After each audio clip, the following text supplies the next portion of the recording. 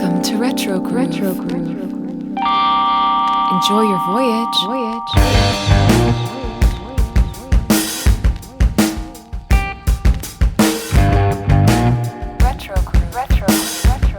Howdy and welcome to Retro Groove. I'm Adam C. And I'm Liam D. And this is a podcast where we talk about music that stands the test of time, the albums and artists that have shaped and reshaped the sonic landscape, as well as covering new music from those artists.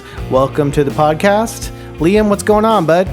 I'm doing all right, trying to stay warm up here. I'm in New York, and it is a brisk 12 degrees outside, somewhere around that. So I like to go out and take nice long walks and listen to music, and that gets harder and harder in this weather. But now it's nice long drives. After a certain point, yes, yeah. Long drives, exactly right, with the heater going. Exactly, yeah. We've had some cold snaps here in Texas, 20-something degrees. It got down to a few times. So for us, that's incredibly cold. That's tough, yeah. But, we don't have basements and stuff like that. So you have to worry about pipes bursting and things like that. So it's, doesn't seem that cold to the rest of the country. But for us down here, it can cause some problems. It'll hit you. We also don't really have the infrastructure for dealing with like icy conditions. Yeah. So if we get a little bit of freezing rain, all of society shuts down. Yeah, I remember seeing that. I had friends in Nashville, and they had gotten just like maybe half an inch to an inch of snow a few years back. And I had some stuff that it was really important that I had going on that day that I was counting on happening. I wasn't there personally. And I started getting notes saying like, yeah, we're not doing this feature. We're not doing this event. We're not doing all this. And I was like, It's like, you could just sweep it. You could get a shop broom and just sweep the snow. You could just get like a little air duster, like for your keyboard and blow it off the sidewalk. But it's not built for that. It's just the city's not built for it. Exactly. So that's what we've been dealing with here. But on the show today, I thought it would be really interesting, and we just this past Thursday, National DJ Day. Right. And, my local record shop had a couple of DJs in doing sets. Cool. And a lot of Twitch DJs, which I had only recently, like within this past week, discovered was a thing. I've been behind the times. Yeah, I feel like Nintendo Burger Buns posted something in the Discord about something. Was that someone spinning on Twitch, right? Exactly. And I've always been a fan of a good DJ. I used to do it in high school and early college days, and I had the whole 2 turntables and a mixer set up in my room. Yes. Okay. And so, I've been on Twitch for some time, both as a spectator and as a streamer. For some reason, it completely eluded me that Twitch is home for a number of incredible DJs. Yeah. And so I've been going down that rabbit hole this past week. So I thought it would be cool to talk about the history of the DJ, and then maybe talk about some of our favorite DJs. Yeah. And what that world means for music at large. So that's what today's episode is going to be all about, and I'm really excited to dig into it because it's a world that I'm really interested in and a big fan of. Yeah, I'm excited to see you mix on Twitch in the future. That sounds fantastic. The copyright thing makes me nervous on that, although I guess people on Twitch are playing video games and they're not getting slapped with any sort of infringement, so I'm assuming Amazon has some sort of blanket deal for content. So I don't know how that works. Music is dicey. Music is really protective and dicey, though. These DJs are on for hours on end playing song after song after song after song. So there's got to be some kind Some of kind of thing, legal. I don't know. So it might be that they're covered on Twitch. It might be like, as if you're signing up for it, they have some sort of deal with a performing rights society or sound exchange or something where it auto tracks that. Or the crazy thing to think is that the DJs themselves are logging all of the songs that they played and submitting. I know some organizations you have to do that because you need to log who's getting, like, how the royalties are getting distributed and who needs to be paid. I can't imagine if they're going on for hours on Twitch playing song after song. I can't imagine they're also logging all of that. There has to be some kind of system that's auto doing that for them. But yeah, it'd be interesting to look into. Yeah. I'd be interested in dabbling in it. It's been a long time, 20 plus years since I've dabbled in that myself.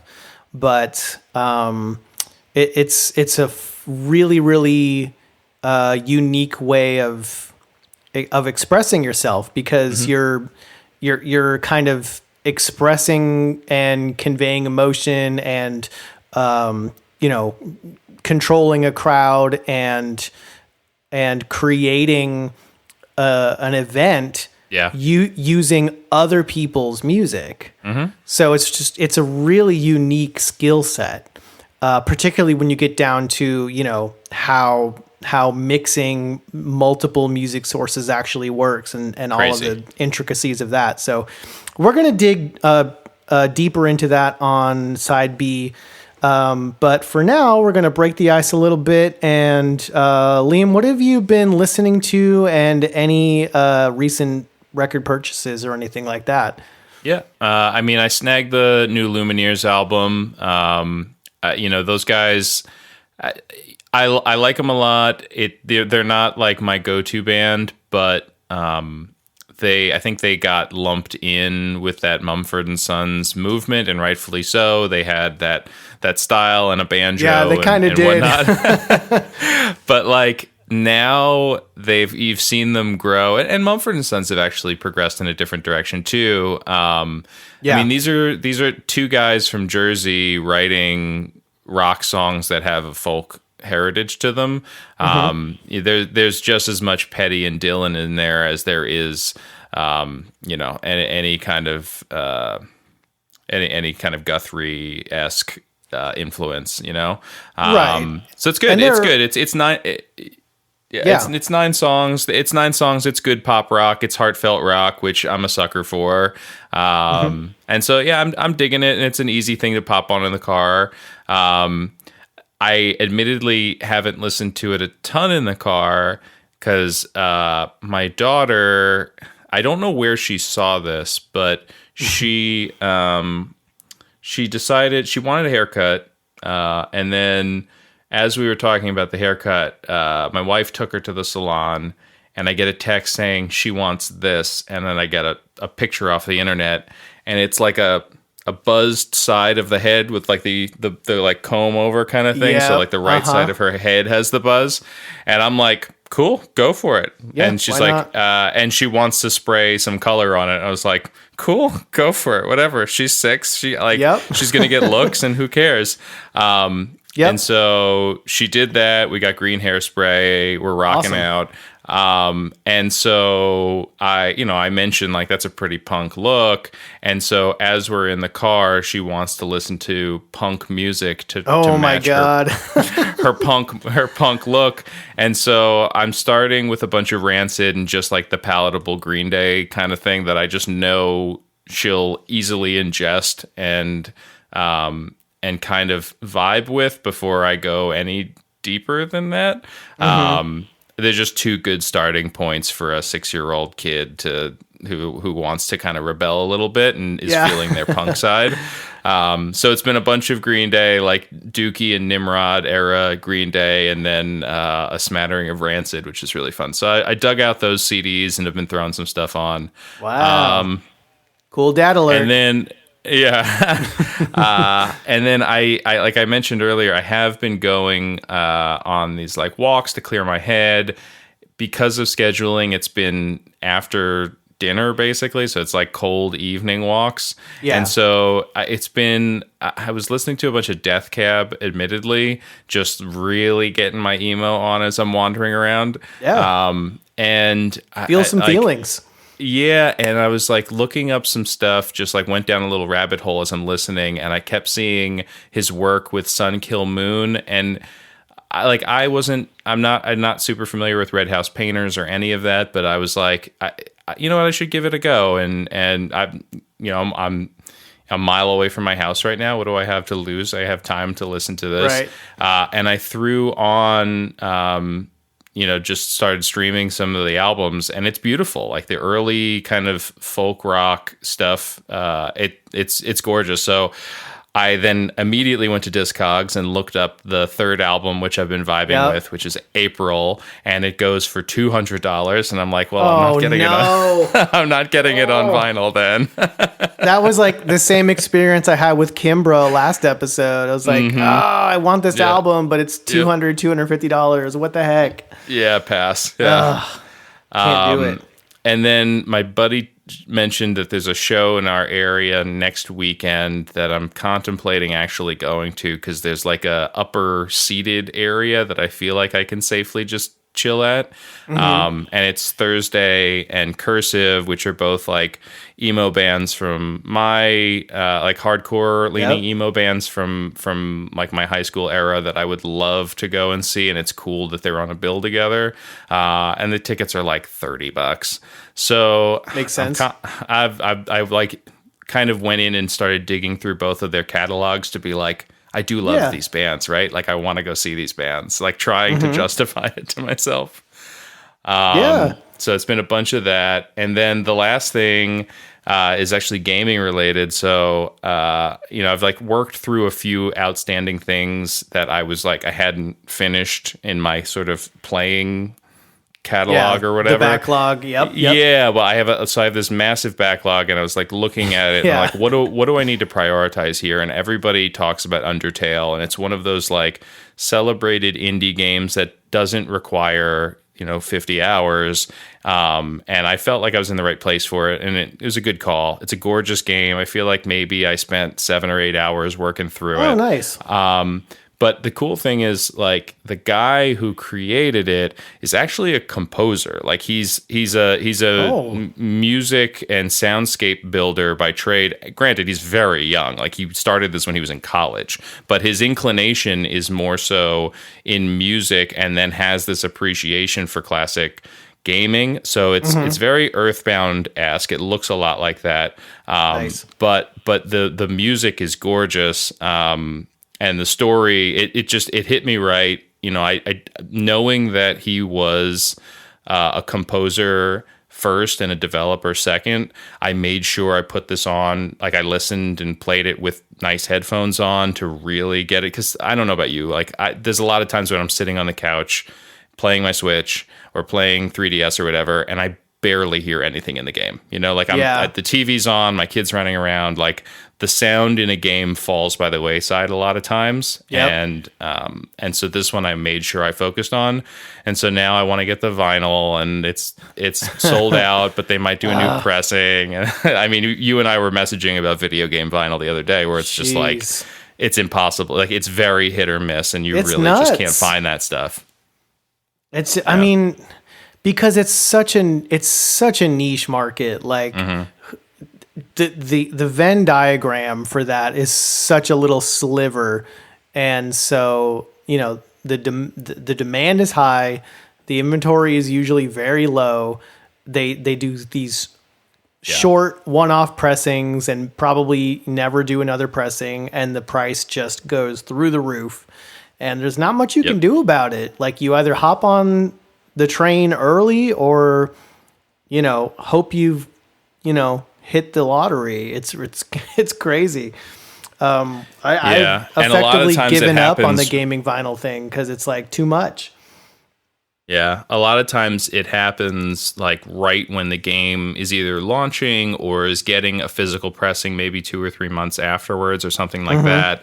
And again, I just played this game that came out 6 years ago, so I'm I'm very far behind everything. So I see these vinyl opportunities popping up for games that I'm like, I'm probably not going to play that for another year or two. Yeah. I don't know if I want the vinyl. Like, do I want? Exactly. I don't want to buy the vinyl on something. But yeah, so it goes for about $180 to $200 now. Oh God! It seems like they might do another pressing at some point. Who knows? But it's something that I'm not super bummed about. But it would have been a nice thing to grab if I could. You know, For a game that popular, it seems like you'd be practically printing money to do another press of that. So, yeah. Although I will say, and granted, you're right. Like this game is this like darling, loved game that you'd think that it would be easy. One of my local gaming stores, it's retro game stores. It's pretty big. Has a whole vinyl section. Oh, nice. And dude, they've got like 3 or 4 rows of video game LPs. And they're pricey, and they've been there for a year now. Like, I've been in there kind of digging through, and I see the same things, and they just sit there. So you're right. Like, it is a niche market. And I think that, you know, if you press 3,000 or 4,000 of them, you'll sell them and you'll be fine. But when you do more than that, it just sits there. And unless the game has another resurgence or there's something that happens, like... It doesn't seem like there's a good middle ground, you know. It feels like, not to make a really weird comparison, but it feels like the amiibo thing all over again. If you were, I don't know if you were in the amiibo madness, but it's like I wasn't. There's either I know way about too many it, or not enough. Yeah, right. Yeah.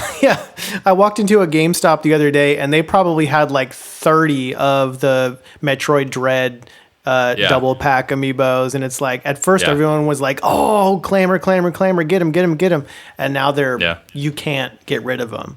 So, but that's because the ones that they put out for the 3DS, they didn't make that many of them, and those go for $80-$90 now. You know, so everybody looked at that and said, "Well, that could happen now."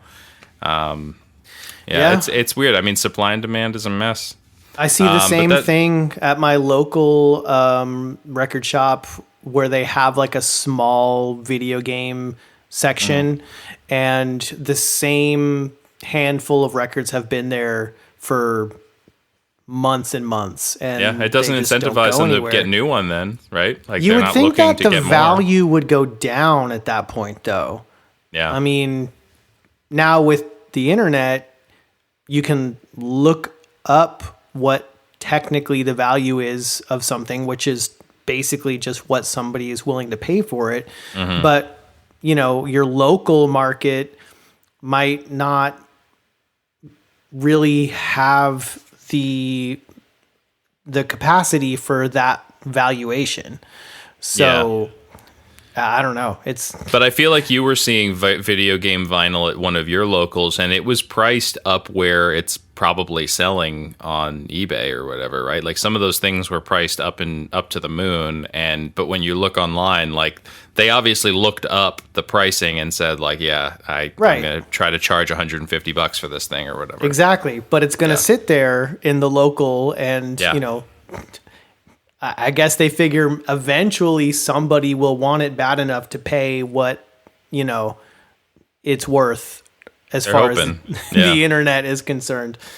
It's a weird world. What about you? So I pre-ordered the Lucius album that's coming out in April.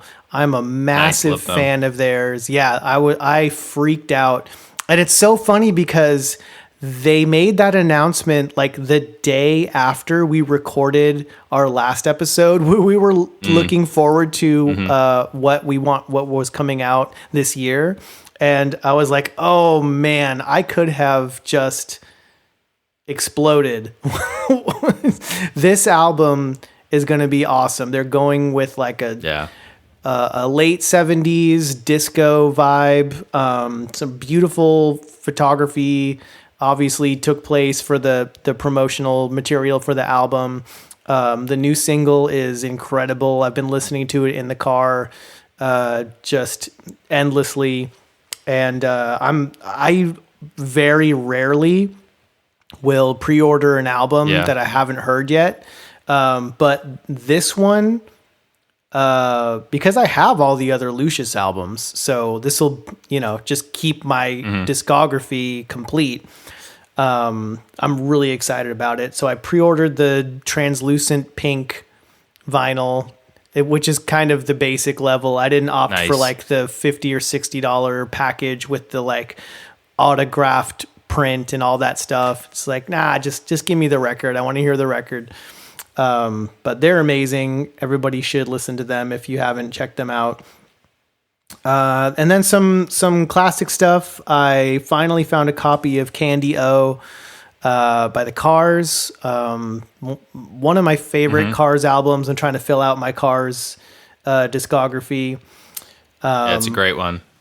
I also got a copy. There's not too many, right? I think there's like five. There's like 5 Cars. It's not albums, a ton or 6 of them. Cars albums. I don't think there's too many. Yeah, and it's funny because it seems like all the hits are from that first album, or at least the ones that most everybody knows. But the other albums are fantastic. Just for some reason they didn't have like the. I mean, when you listen to that first Cars album, it's like hit after hit after hit after hit, like nonstop. And the other albums are. It's pretty crazy, yeah. I would say equally good, but for some reason didn't have like the amount of hits that that first album had. But I love it. It's one that I've had on my wish list for a long time, so I was glad to scratch it off the want list. Also grabbed a copy of Dire Straits' Love Over Gold. Almost rounding out my Dire Straits discography. And I was happy about that. Nice.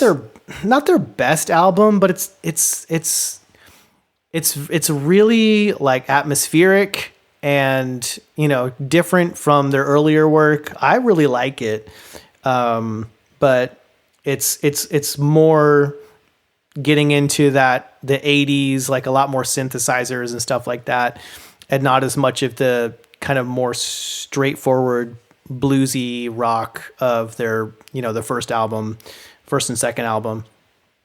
But I'm glad to have added it to the collection. And then, like I mentioned earlier, as far as listening, other than the Lucius single, and I've still been listening to the single that Block Party put out for their upcoming album. I've been still banging that because it's really good. It drives. It's a great driving song. I've been even in the car, I will keep the audio going for the Twitch stream, and I'll be listening to some Twitch DJs. And the main ones that I've been listening. So that first one, I'm probably going to pronounce it wrong, but he's a DJ from Japan. It goes by Pondolin P. And what I like about him is he plays a lot of really chill music. So I've really been into that kind of laid back, lo-fi, chill, whatever you want to call it. And that's just great to have on when you're like, working or doing chores around the house or whatever. It's fantastic background music. It's not stressful. It's just kind of soothing. So I've been listening to him anytime that he's streaming. A couple others that caught my attention. One was a guy that goes by the DJ Morse Code, and he is based out of Los Angeles, I believe, and he does a vinyl only. He does a couple days a week where it's just vinyl only. And it's really interesting to watch. And he's really, really skillful when it comes to the literal transition, which we'll talk about the mechanics and logistics of it later. But his transitions, from one record to another are just so seamless and enjoyable. So I really, really enjoy his sets. And then another one that I discovered, and a lot of these I discovered by, when one Twitch streamer, when one of these DJs finishes their set, they'll very often will raid to another Right. DJ, another streamer, which if you don't Cool. know what that means, at the end of their set and their stream, they'll be like, hey, everybody that's watching my stream, go and watch this person. And then, you know, however many, I don't know what percentage is normal, but, you know, they'll send what's called a raid over to their stream. So I just followed that raid over to a guy that goes by Shortcut with a K instead of a C. And he was doing only 45s, which is, you know, the 7-inch smaller records. It was incredible. He was only doing 45 7-inch records, going back and forth, scratching, cutting. It was nuts. So I was just like on cloud 9 with these Twitch DJs, and that's a cool rabbit hole, man. Man, I really went down the rabbit hole, and also just by the wayside because I didn't want to stop listening to it. Mm-hmm. Watching them is interesting, but it's, you know, mainly it's the music happening. So, you know, I discovered that I could have the Twitch app going on my phone, you know, have the screen off and it'll keep playing the audio, and I'll plug it into my car stereo and I can keep listening to the stream in the car. Wow. Yeah. So the main thing, probably 80% of my time in the car this past week has been listening to these Twitch DJs. And I hate to even call them that because they, you know, most of these people, they still do their normal, you know, DJing in the real world outside of, you know, Twitch. Yeah, but you can't stream that in your car. No, you can't. Yeah. And, you know, like, how else am I going to see this dude from Japan that is killing it and, you know, streams 3-4 times a week? It's fantastic. So highly recommend these if you're in any level of interested in hearing new cool music and DJs that can do that kind of thing, that takes a tremendous amount of skill. Definitely check out some of these Twitch DJs, because oh my god, super talented, super fun to listen to, super fun to watch. And a lot of them, I don't know how they juggle it, but a lot of these DJs will interact with the Twitch chat while they're DJing. And I'm like, that's crazy. How? DJing is already like, you're juggling 2 music sources, or at least 2 music sources, and, you know, trying to keep that going and think about, you know, oh, this song is ending, how am I going to transition, blah, blah, blah. And interact with people that are, you know, sending you chat messages and everything that's going on screen at the same time. That's a level of multitasking that I can't even, that blows my mind. That's nuts.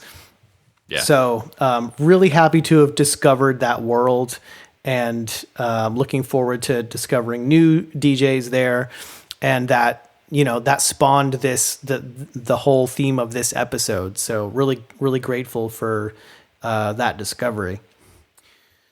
Okay. Well, that's basically what I've been into.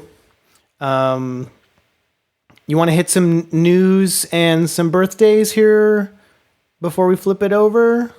Yeah. Let's hit a couple things here. So, I don't really use TikTok much. Do you use TikTok at all? No, I don't. I think we talked about this recently too. Okay. It's again, I get kind of the memes and the trends and the things that happen. I kind of end up getting that through osmosis from other, you know, feeds, but I don't have any plans of downloading the actual app. Yeah. So a festival was announced for this October in Las Vegas, called When We Were Young Music Fest. I don't know if you've seen this lineup at all, but No. It's basically every emo band. It's Paramore, it's Jimmy Eat World, it's AFI, Avril Lavigne. It's everyone that you can imagine from that era. But the confusing thing is it's a one-day thing in Vegas. It's like 50 or 60 bands. So your head immediately goes to like, well, how many stages is that? And how are you going to see all the people that you want to see? Yeah. Like, they have Paramore and My Chemical Romance, who are basically like, this will be some of the first performances that these bands have done in a very long time. But anyway, so it took off on TikTok because it's such a scene. Everybody was doing these memes about it and talking about it. There was a band that, like some smaller band that took control of the domain name for whenwewereyoungfest.com and held it hostage and wouldn't give it back unless they were added to the bill. What? The festival had already had the domain of whenwewereyoungfestival.com. They had that fest.com, like shortened. So I don't think that Live Nation has been incentivized to do anything about it, although whenwewereyoungfest.com, yeah. Right. But the problem is that you've had a handful of bands now post the wrong link on their socials. Oh, no. They're linking to the erroneous hijacked URL. Yeah, and so the hijacked URL takes you to this other band's website. Oh my God. So that's not great. But yeah, so it's interesting. I'm interested to see they added a second date. You can't get tickets for it. It's completely sold out. So I'll be interested to see how this thing gets pulled off. Not to skew too much on it, but like it is from some of the people who put together Astro World. So there's a whole thing about that too. Like, should we really be trusting these folks to do something that looks like a mess? A lot of the things that were going on TikTok, we're comparing it to Fire Festival and jokes about that. Oh no! So it'll be. I'm not going to Vegas. There's a lot of bands on there that I love. I have no desire to fly to Vegas to see Dashboard Confessional, but could be fun. Yeah, I get why. I get why it's a thing. We talked a little bit the last episode or two about these artists selling their catalogs as sort of their retirement or as an investment. And a list came out of the top 10 highest paid musicians for 2021. We talked about Bruce Springsteen. Jay-Z, understandably, is just a money man. He's a businessman. Yeah. So he did not have to sell out and sell anything. He just made $470 million. Oh my God. But so Paul Simon sold his catalog to Sony, and Ryan Tedder, One Republic, they sold their catalog, a $60 million sale to like a private equity company. So you have these non-music companies that are seeing the value long term of having the rights to sell this stuff for advertising and things in the future. Yeah. They just see it as an fairly investment. Young band. Like One Republic's only been putting out records for maybe 15 years. It's 5 studio albums sold so far. And they sold the catalog sold the recent catalog for $200 million to this private equity firm. Yeah. That's kind of nuts. That's a lot of money. Chili Peppers sold a bunch of their songs for $140 million. Lindsey Buckingham sold a bunch of his compositions. Stevie Nicks had just sold hers to one, so he sold it to a different company because of course they just cannot get along. Motley Crue, and Blake Shelton too. Also, Blake Shelton sold his catalog for $50 million. Holy But the crap. exciting thing is Taylor Swift, the only woman in the top 10, and did it there without having to sell her catalog. In fact, as we all know, her catalog was sold for her or out from under her to someone that she did not want it sold to. And so she has been releasing her versions of her classic albums. And so I think there is some sort of irony or maybe poetic justice or something that I'm not saying right, of the fact that everybody else are men who are selling their music to make a bunch of money, and she had some men sell her music away from her, and so she has to re-record her music, but she still made this much money off of her new re-recordings. She made $80 million last year. So and good for her. Good props to her for sure. For sure. My goodness. We have lost a ton of notable people lately, and as we've talked about, it seems like it's going to keep going, and that's just the way it is. Pop culture started in the '60s in an expansive way and has only gotten bigger, and so you're just going to keep knowing famous people who are passing away, and so some of these really hit though. Ronnie Spector, just an icon, that song that she did with Eddie Money, "Take Me Home Tonight," is such a banger. We love that song in our house. It's a great song. And now we lost both of them. Now they've both gone. It's really sad. Hurts. And then and Meatloaf, Meatloaf, not the healthiest guy for sure. But what's crazy there is, so Jim Steinman is the composer who wrote basically all of Meatloaf's hits. He wrote a lot of his songs, wrote most of his hits. They were a writing partner who had some falling outs in and out throughout the years. He just passed last year. He just passed a couple months ago. Oh wow! It's very crazy that I think it was April or May of 2021 that he died, and then so close together. But fantastic songs. If you don't have a copy of Bat Out of Hell or even Bat Out of Hell 2, they're both great.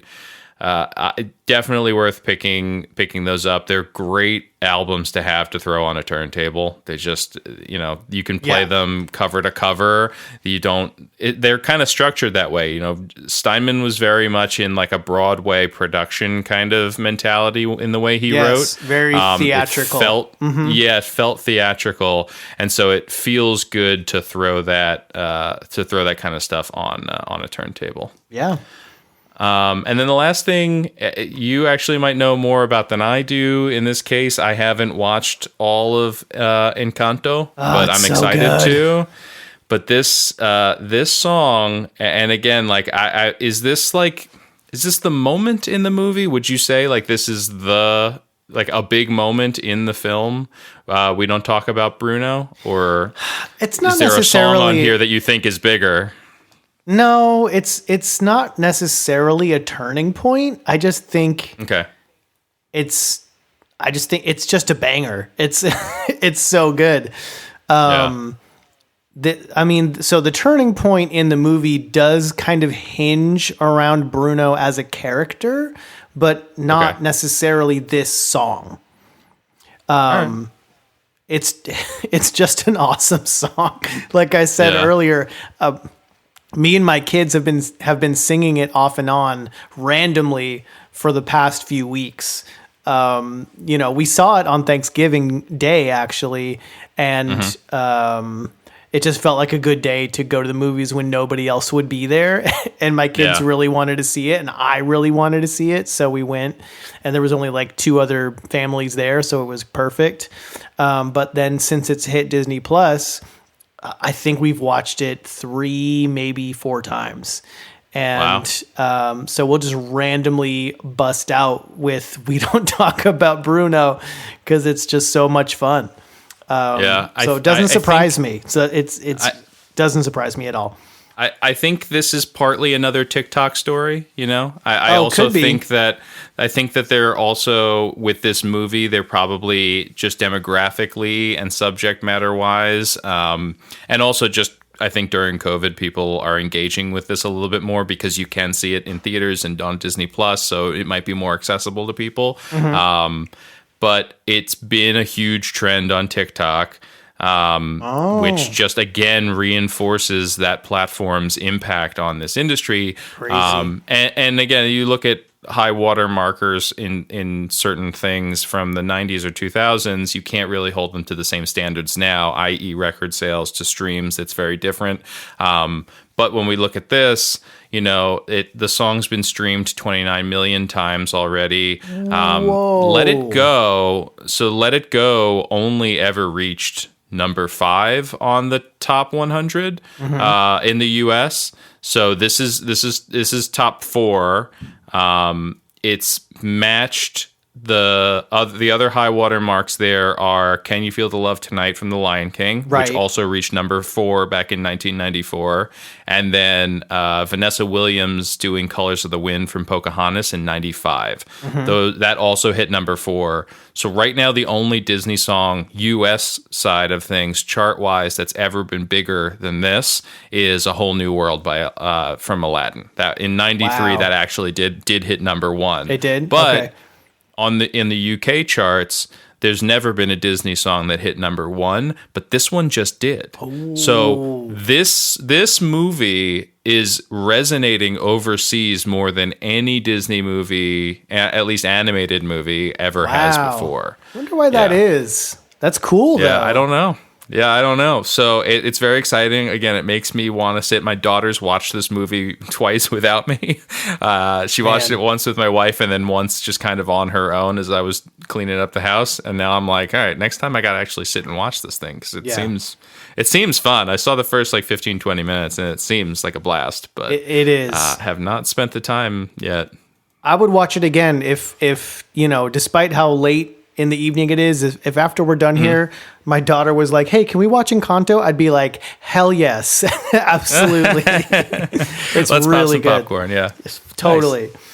Nice. Cool. So we got a few birthdays and then feel like we probably have time to hit our new game that we just started last episode before we flip it over. You're the one, you hit the birthdays this week. So do you want to hit those? Yeah, we got Nick Mason, born in 1944. Nick Mason, drummer of Pink Floyd, a lovely guy. And then, interesting enough, on the 28th of January, you have Nick Carter from the Backstreet Boys, born in 1980, and Joey Fatone of NSYNC, who, on the same day. Those bands, same day, different years. Joey Fatone's a little older, 77. But it's interesting that they both have the same birthday, and Backstreet and NSYNC fever, and the kind of verses between the two, or the competition between the two was rife in the early 2000s. Yeah, it was. Also that day, King Tubby, famous sound engineer and producer from Jamaica, who we're going to touch on the B-side. Sarah McLaughlin, who I love her. Lilith Fair was ahead of its time. Mm-hmm. She wrote some gorgeous music. She's a wonderful human being. Her was it ASPCA ads or whatever they are, the Humane Society ads. Yeah, I was going to say song for. She created some great music, but it's a little unfortunate that seems to be what she's most widely known for these days. Yeah. So those ads are brutal. Listen to her albums because she's a lot more than, an animal rights advocate or what have you. Yeah. I mean, I can't watch those things. I have to turn it off and I'm like, it's not for the music. It's sad dogs. It's sad. What am I going to do? Yeah. Hip hop legend Rakim, also born on that day, 28th, big day. And then January 30th, the iconic Phil Collins, who is out on the road, and I'm hearing mixed things about his concert. I mean, it seems like, if you're a Genesis or Phil Collins fan, you're getting what you paid for, but we may have talked about this, just health-wise in his situation. Like, he just sits on a stool and sings, and he can't. It's tough to go to a concert and see someone just sitting there singing to you. It's heartbreaking. You know what I mean? Yeah. As a musician, I don't know if I'd want to. Yeah, because he mentioned that he can't even really grip drumsticks anymore. Yeah. So Awful. to see, that's just heartbreaking. And I think he even mentioned himself that this is basically his farewell tour. Oh, really? So it's tough to see. Yeah. But his impact on the music world is everlasting. So he'll always have that. But it's still tough to see. Yeah. So let's hit What's in a Name, which is a new segment, a game that we just introduced last week, kind of as an experiment. It was really fun and seemed to go over well. So I thought we would continue. And, this is a little bit flexible with the rules. We're still kind of feeling it out. But the basic concept of the game is we're going to present each other with 4 birth names of artists that use a stage name. Each artist is worth up to 25 points, so 100 points are on the line. An instant correct guess is worth the full 25 points.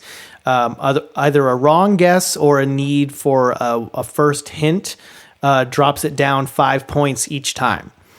And the hints typically are what genre the artist generally is associated with, artists that artist is closely associated with. And then, lower down the list would be like a name of an album. Gets easier as it goes along. But we're still kind of playing it loose and seeing how it goes. Liam won last time, so I'm going to try to beat him this week. And so I kind of have a theme this week. So because of that, last week we kind of went back and forth. I don't know if you want to try... going, let's do a block. Let's do it that way. Yeah. And to see how it goes. So I'm already gonna be giving you a pretty big hint just by giving you my theme, but it's in the spirit of the episode. So my artists this week are all DJs. Okay. So there's just a blanket automatic hint. I thought it might be too difficult to even pull off, so I'm just giving a freebie hint right off the bat. So cool. So all of these artists are DJs. So I'm going to give you a name, and we'll go from there. The first artist was born Michael Schwartz. Michael Schwartz. Michael Schwartz is a DJ. This one threw me for a loop a little bit. Yeah. Michael Schwartz. Is it Mixmaster Mike? It is Mixmaster Mike. Yes. Yeah. Nice. Good work. Whew. All right. Mixmaster Mike was born Michael Schwartz, April 4th, 1970. Beastie Boys. Yeah, best known for his work with the Beastie Boys, but is an accomplished turntablist in his own right. His solo album. Me and my friends would listen to his solo stuff, because he kind of blew up after Hello Nasty came out. Because they were, when you're DJing for the Beastie Boys, you're basically a Beastie Boy at that point. So he was in all the music videos. And 3 MCs and 1 DJ is just iconic. So, so great music video, great song. And so he's an amazing artist and deserves the recognition. He's actually the name threw me off. He is of German and Filipino descent, which is like, it's like, that kind of is like, okay. So like the German descent kind of explains the Schwartz, I guess. But, you know, I don't know. That threw me off. So good job with that one. Okay. So 25 points. Nice. All right. Next artist was born Jeffrey Allen Townes. Townes. Jeffrey Allen Townes. Townes. Man. I don't know Jeffrey Townes. I'm going to... Well, we can't really ask for... I guess you could ask for a genre, because he could be a hip-hop DJ, could be like an EDM DJ. Is it hip-hop? I'll take the 5-point deduction. Is it more hip-hop, or is It's it more hip-hop. like the EDM? No, It's hip-hop. Okay, he's it's definitely a hip-hop artist. a hip-hop DJ. Okay. Jeffrey. So there's Jazzy Jeff. I don't know his real name. I'm going to guess DJ Jazzy Jeff. It is DJ Jazzy Jeff. Nice. Most icon. well known for, of course, DJ Jazzy Jeff and the Fresh Prince. Yeah. Yeah. Of the first hip hop DJ to ever win a Grammy. I think they won it together. Really? Yeah, Fresh Prince and Jazzy Jeff. Good little Yeah. trivia there. So good job on that. So 5 points 20 off. points. Yeah, Okay. 20 So points. you're at 45. Okay. We're keeping track. All right. So this one probably gets a little bit more difficult. Because it doesn't have their name. Because it doesn't have the first name, right? Okay. Jason William Mizell, or however you pronounce it, Mizell. Jason William Mizell. My God. I feel like you're exclusively picking hip hop DJs for this. So I'm going to keep my head in that space and not guess like Moby or Fatboy Slim or any of that stuff. Yeah, you would be correct. All right. So, Jason. Who are you, Jason? Jason.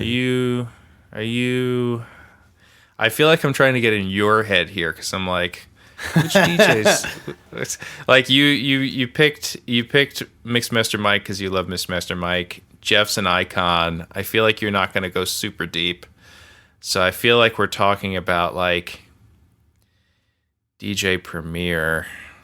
I don't know Premier's name. I'm going to guess Premier. That would be incorrect. Okay. So do you want to... Yeah. Obviously, we've kind of already nailed down the genre that I'm sticking with. I didn't vary too much. So do you want another hint? Yeah, I'm wondering if you've got like a softer hint than just like giving me a song or like, because I feel like with a DJ you could give me a related artist and that could just completely give it away. Yeah. Okay, so let me say it this way. This might also just kind of give it right away, but there's more than one. Okay, I got blind spots. This DJ was part of a hip hop group that was one of the earlier pioneers of incorporating rock music into their sound. Anyway, it says Jason? Yep. Okay, so is it Janmaster J? It is absolutely Janmaster J. Okay, so his name is kind of in the name. Yeah, then. a little bit. Okay. J. Okay. For those that don't know, Janmaster J was the DJ of the highly, highly influential hip hop group Run DMC. And of course, they did Walk This Way with Aerosmith, but are absolute hip hop pioneers in their own right. And one of my favorite, probably my most favorite early, founding days of hip hop groups. Yes, that was 5 points off. So you got 20 for Well, that? I guessed, and then you gave me a hint. I think that's 15, but I don't know. Okay. Let's do. Yeah, I think it's 15. Call it 15. Yeah. All right. Okay, last but not least, and this one is now going to be a little bit more difficult. Oh, boy. Okay. Daniel Allen Mammon? Mammon? Maman is the last name. Daniel Allen Mammon. Daniel Allen Maman. All right, we did Run DMC. We did the Beastie Boys.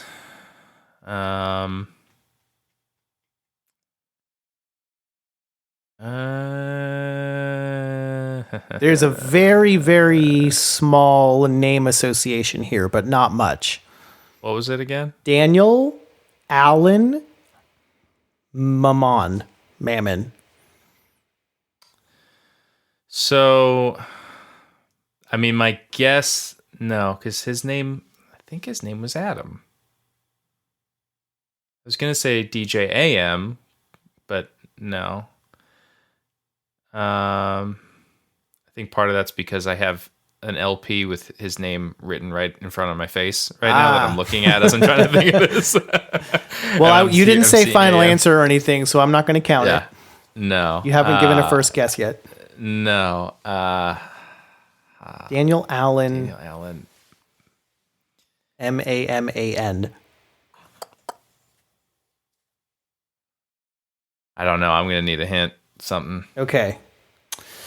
How can I give a hint without giving it all away? Has worked with a number of artists, closely associated with Dilated Peoples, as well as one of the most highly acclaimed rappers of all time. I'll say it that way. Man, I feel like I'm going to feel like a big dummy when I don't think of this. Also worked with Mobb Deep.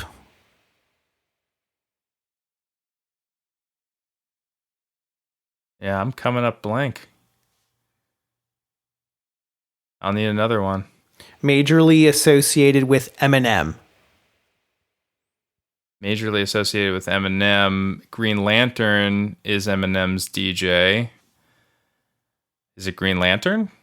I don't know who Green Lantern is, so no, it's not. It's not Green Lantern. Majorly associated with Eminem.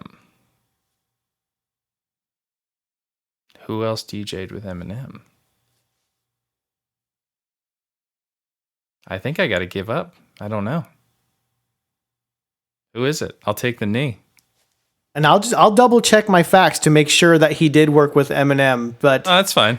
But so, and I don't know how we're going to do these points if you're just giving a straight, I have no idea, cuz I could try to come up with another hint. No, it's okay. It's Alchemist. Oh, yeah. Okay. Yeah. Alchemist. Daniel Allen Mammon. Al.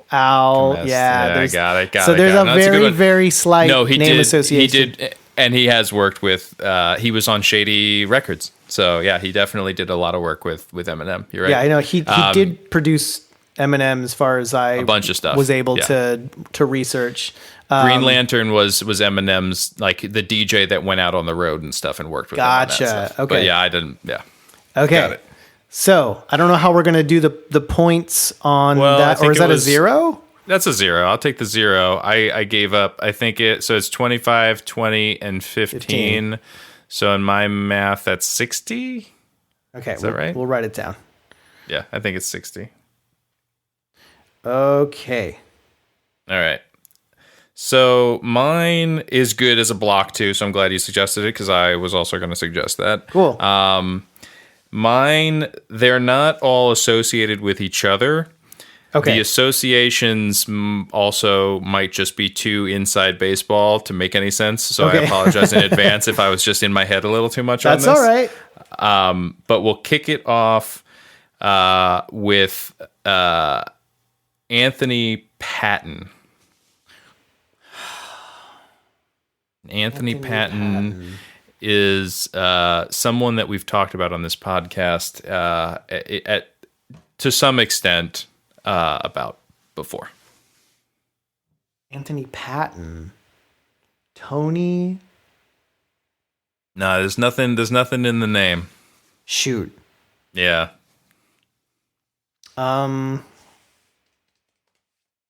Anthony Patton.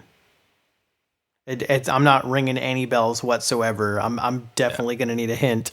Okay, so last week you did Dr. J, you did Snoop Dogg, right?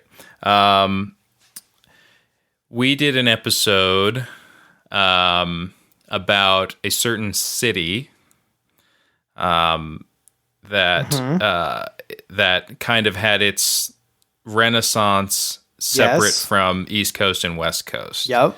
And we talked about this artist a fair amount. Very proud of that episode. Yeah, that episode. Anthony Patton. So now I'm thinking Atlanta artists. Mm-hmm.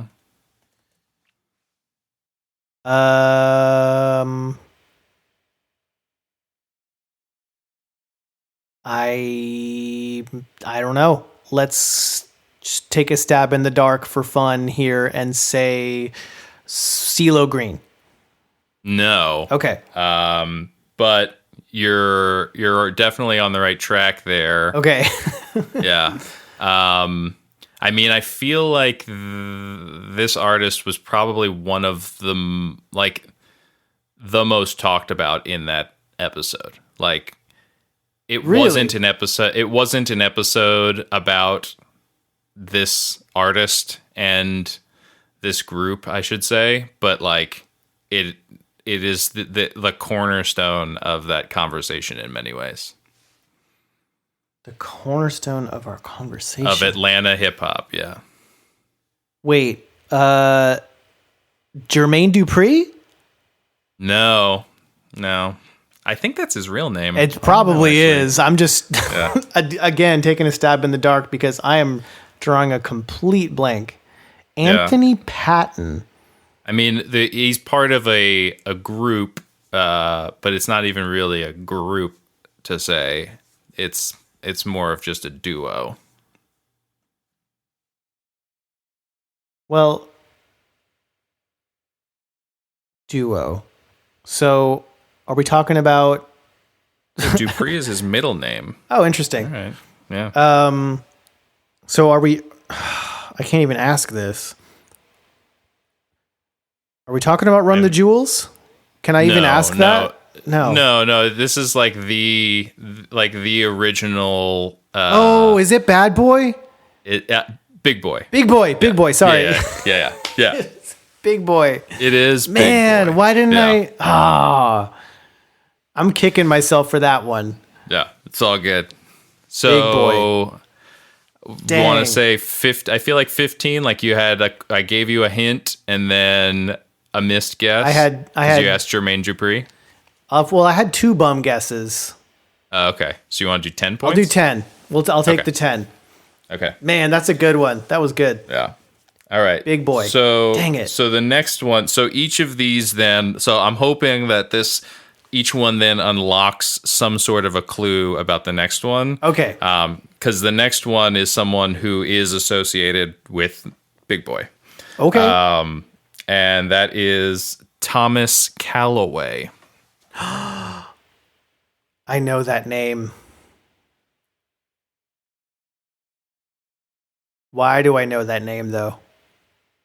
Thomas Callaway. It's not really, I don't think it's in his name at all. No, but I feel like there was something with Callaway in it, like maybe an album title or a subtitle for something. Oh, maybe. Thomas Callaway. Associated with Big Boy, pretty closely associated with Big Boy. or associated with Outkast and Big Boy.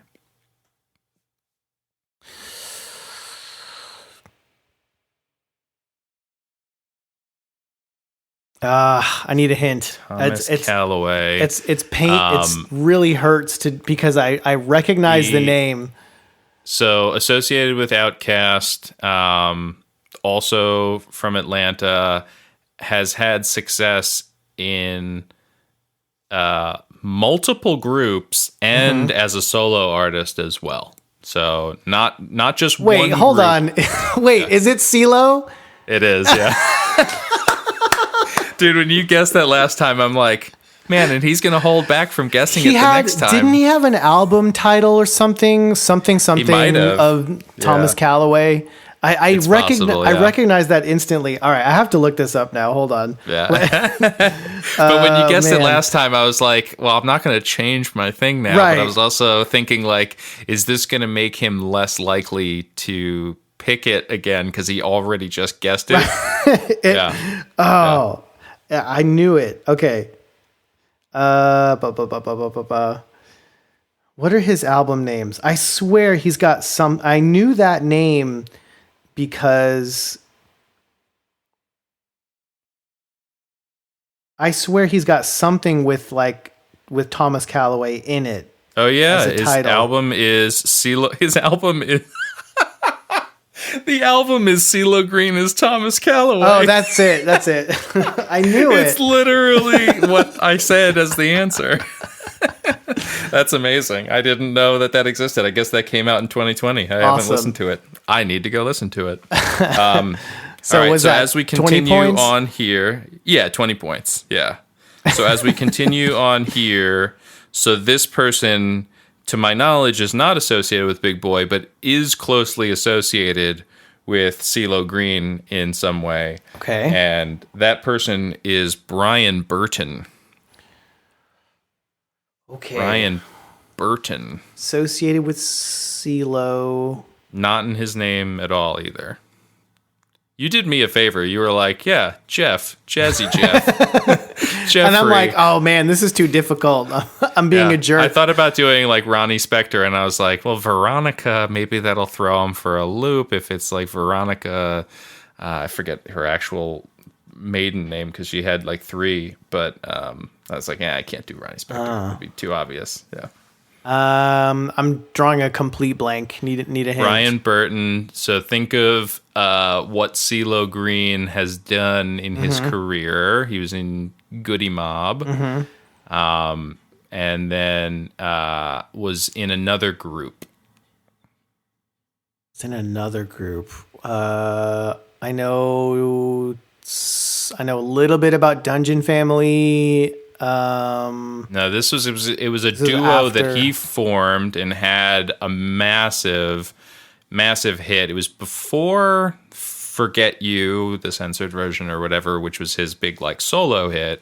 But before that, he had another hit with another artist that is has worked with a bunch of different artists before.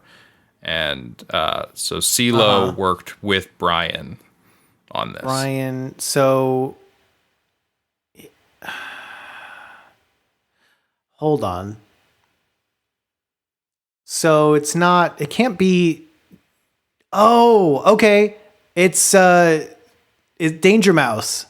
It's Danger Mouse. Yep. Okay, awesome. Okay. Yeah. So the group was Gnarls Barkley. Barkley, that's right. And that song Crazy was just everywhere. That was a big song. It's 2006, yeah. I had wires crossed in my brain somewhere because like I kept going to James Mercer of the Shins. Because of Broken Bells. Yes. Yeah. And that's not Ceelo, that's the James Mercer in Danger But you had Mouse. it. Yeah. But you had it. Yeah, yeah. I had it in a weird, like, backwards you did, way. Though. Yeah. All right. So I think that's 20 points too. So we're tied up here. So unless you completely drop this one, I think you got it. Okay. So I'm at 15 and 20. 2 20s. And 20. Okay. Yeah. So you're at 55 and I had 60. So all I have to do is not completely bomb this one. Correct. Okay. Yeah. And you're good. Yeah. And again, this person associated with Danger Mouse. This one is the one that I'm that afraid, doesn't though, help because Danger Mouse is associated with everybody. With a lot of people, and this one, it's a little. You have to kind of know your ins and outs a little bit, or your liner notes. But do you know who Paul Hewson is? Paul Hewson, just the What's most the last unassuming name? Hewson, Hewson, the most unassuming rock star name. Outside of Gordon Sumner, which I'm not surprised why these people changed their names, because Paul Hewson does not sound like a rock star. Yeah, I'm definitely going to need at least a hint.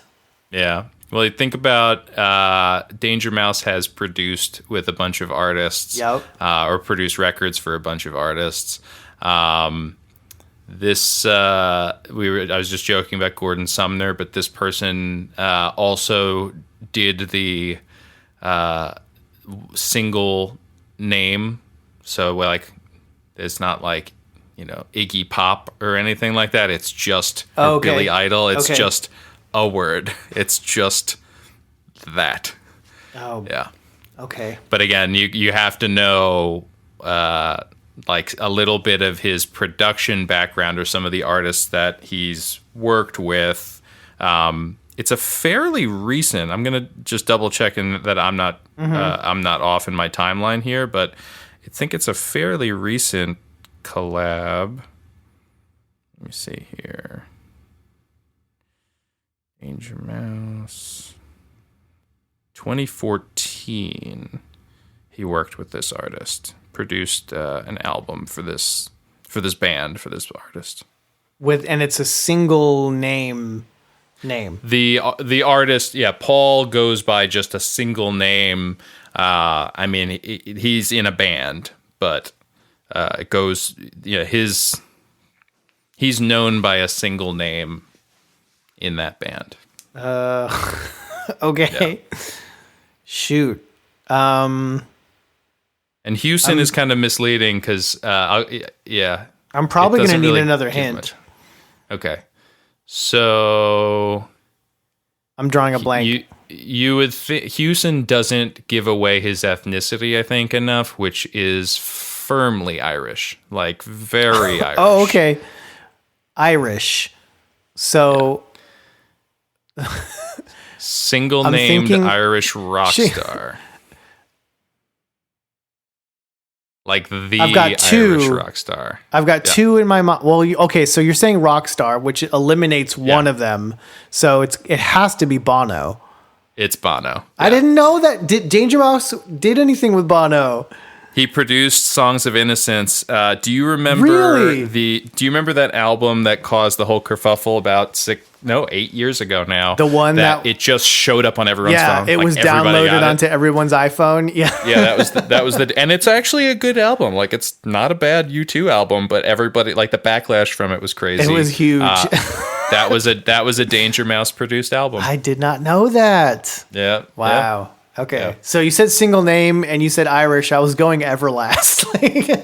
Oh man, so, I don't even know if he's Irish. I think he's be from Scottish. Boston. I think he's like northeast. I think he's like I Massachusetts. know he's from Boston, like but I think. Yeah. Oh, he's Irish. Don't they use the They do. the Shamrock? The Shamrock. Yeah.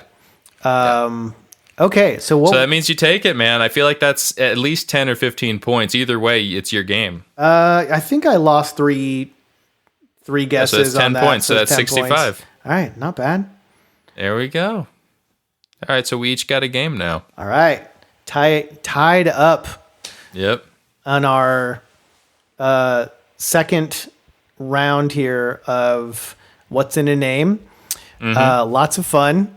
It definitely gets the gears working because you gotta think back on a lot of this stuff that just useless trivia that you would probably never need to use otherwise, and I learned some stuff too, which is always awesome. So on that note, let's flip it over and we'll dig into this whole DJ thing. We'll talk about the history of what a DJ is and how it kind of formed into what it is today, and then hopefully get to talk about some of our favorite artists that have that moniker. So stick with us. We'll flip it over and we'll be right back on side B of Retro Groove. Sweet.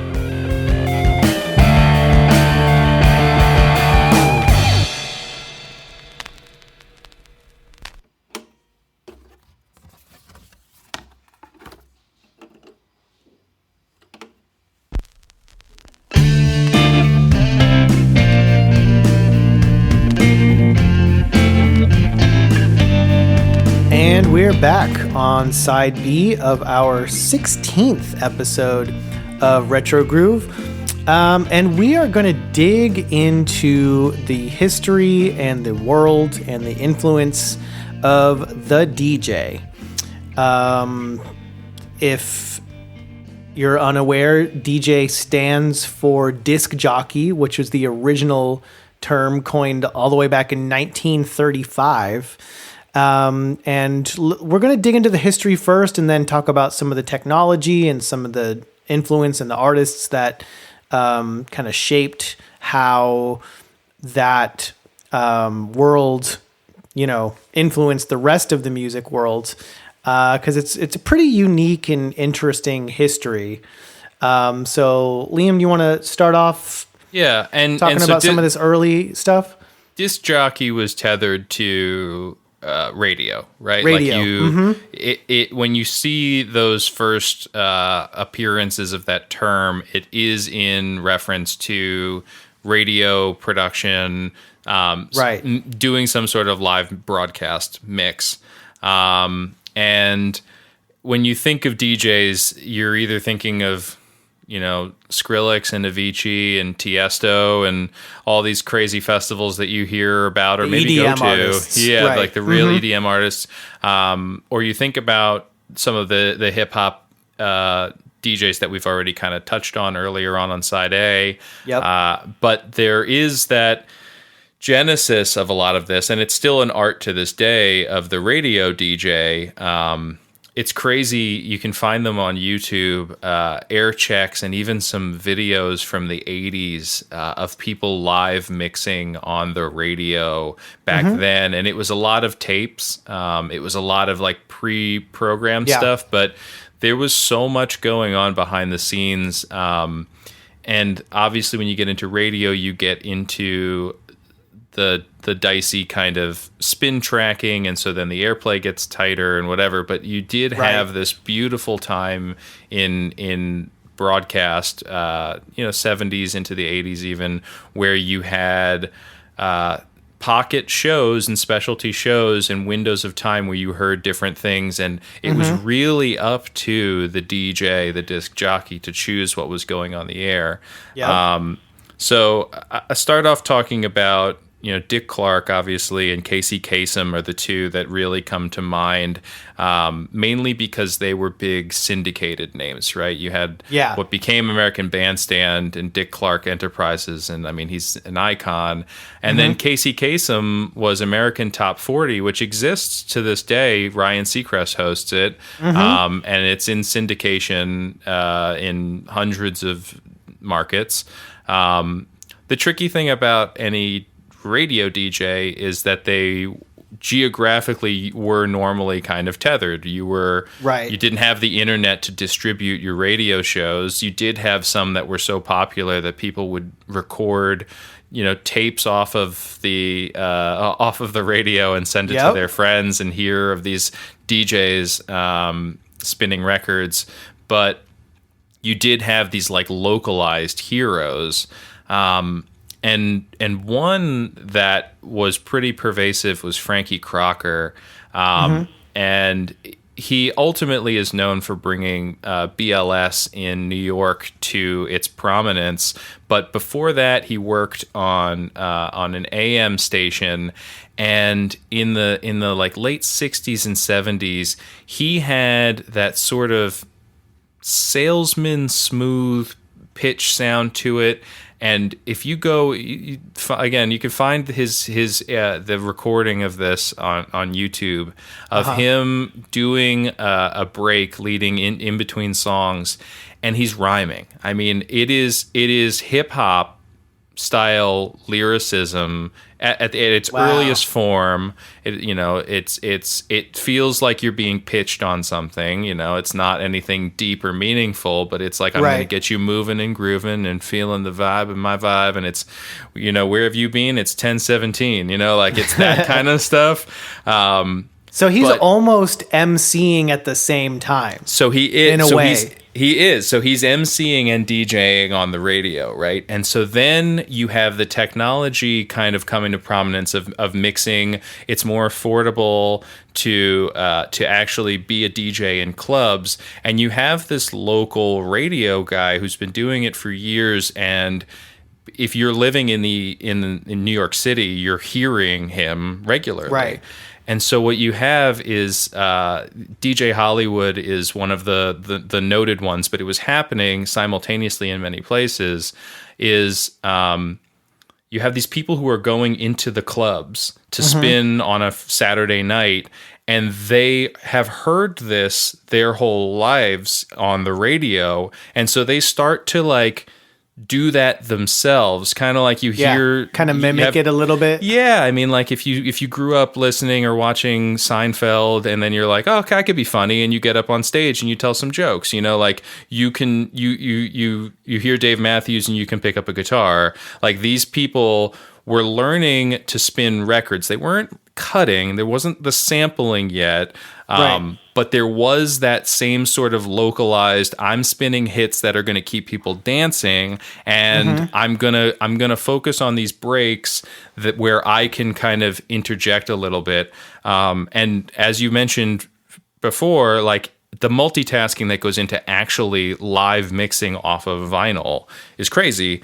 And so a lot of these DJs, once the emceeing aspect of it started to get more and more popular, would bring in MCs to work with them, and so they would focus on DJing, and then the MCs would take over.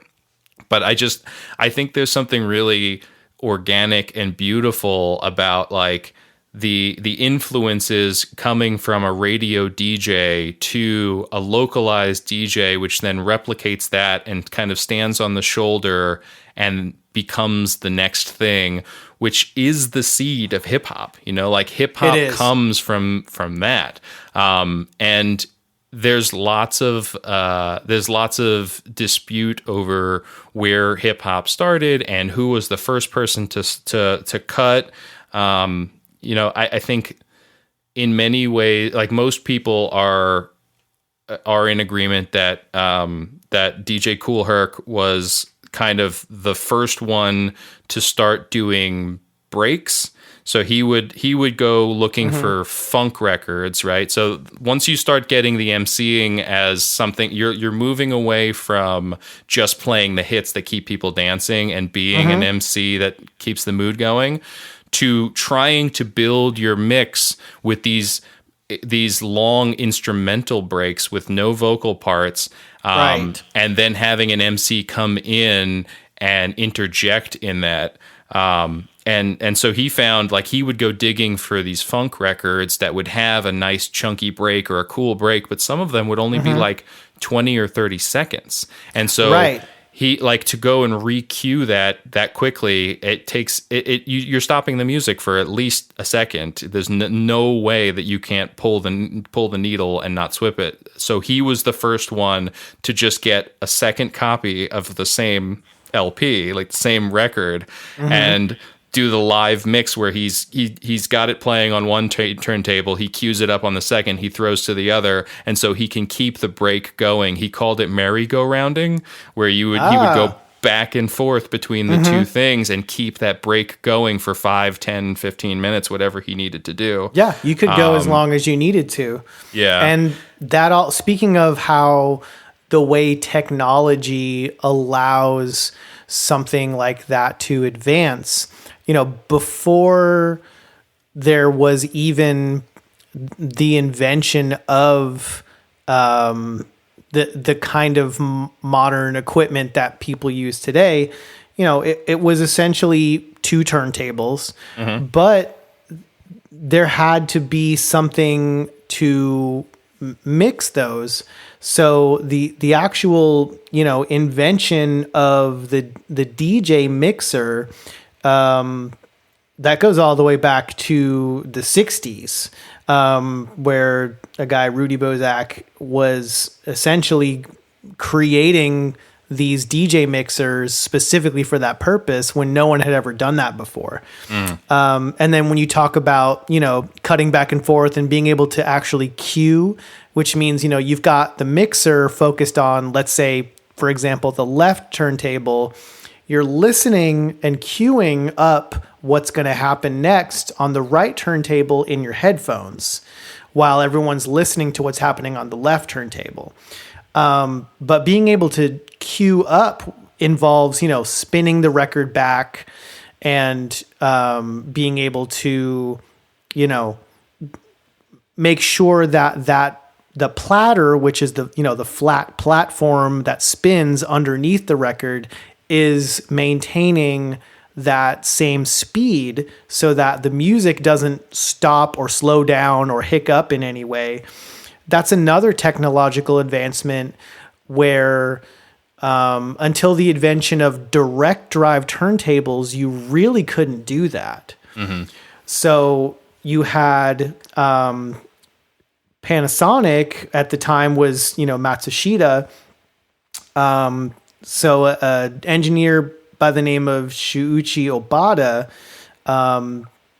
invented the direct drive turntable, eliminating the belt because the rubber belt would really not stand up to the spinning the record back to cue it up, and certainly wouldn't stand up to scratching or any of the amazing future developments that were to come.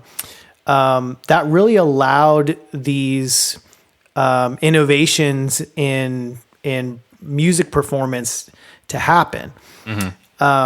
So we're looking at, early 70s, Panasonic released the SP10, the first in their influential line of Teknix brands, which, as we all know, the Teknix Sl 1200 is basically the most widely recognized DJ turntable of all time.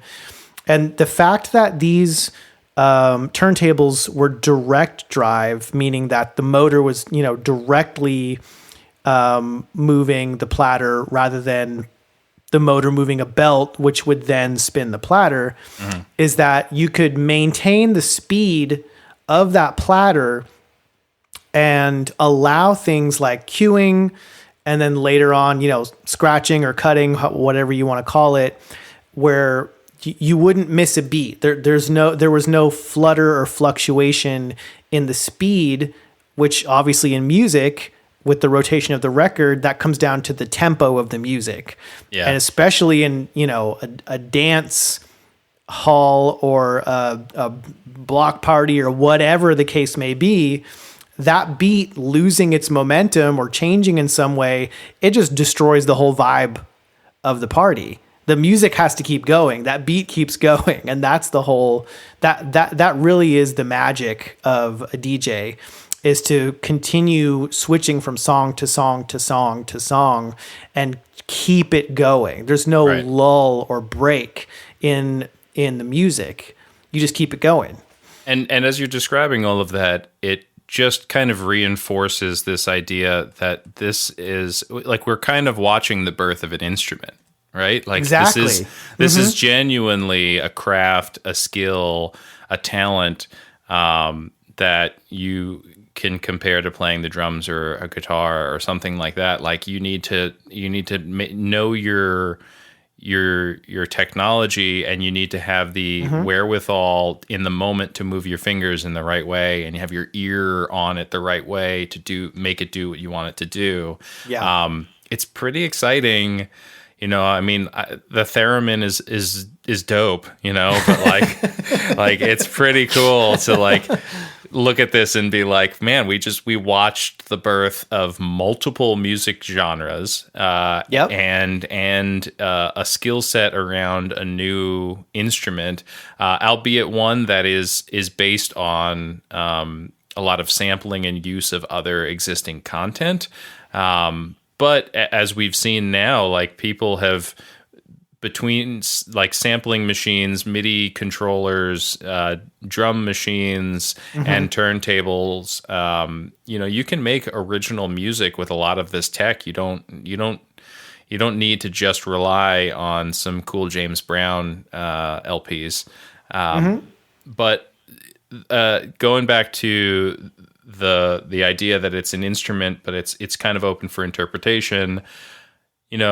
If you have somebody who lives in, Louisiana, Kentucky, whatever it is, and they pick up an acoustic guitar, they might be playing a Keith Urban or a Blake Shelton song or a Chris Stapleton song. Whereas if you have somebody who grows up in another state, they might pick it up and play a Jack Johnson song or a Dave Matthews song, right? And so you're seeing a similar thing happen with the turntable instrument and tech. In New York, it's heavily funk based, and a lot of jazz.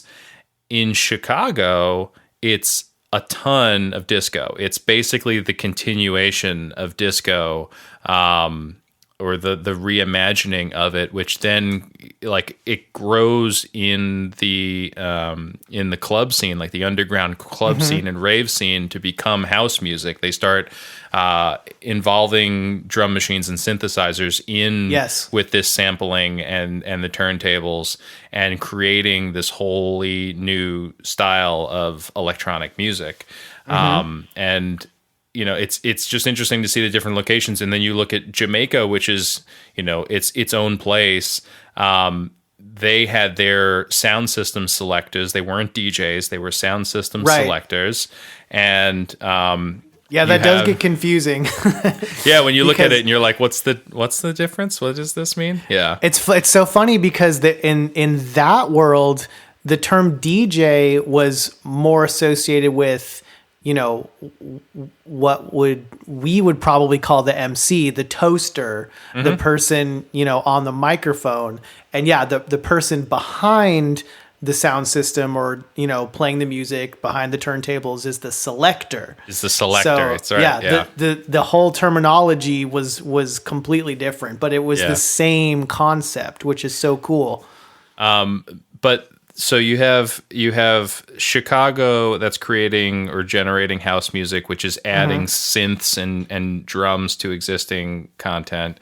You have New York, which is birthing hip hop, and will also birth electro technically too, with Planet Rock, Africa Bambaataa.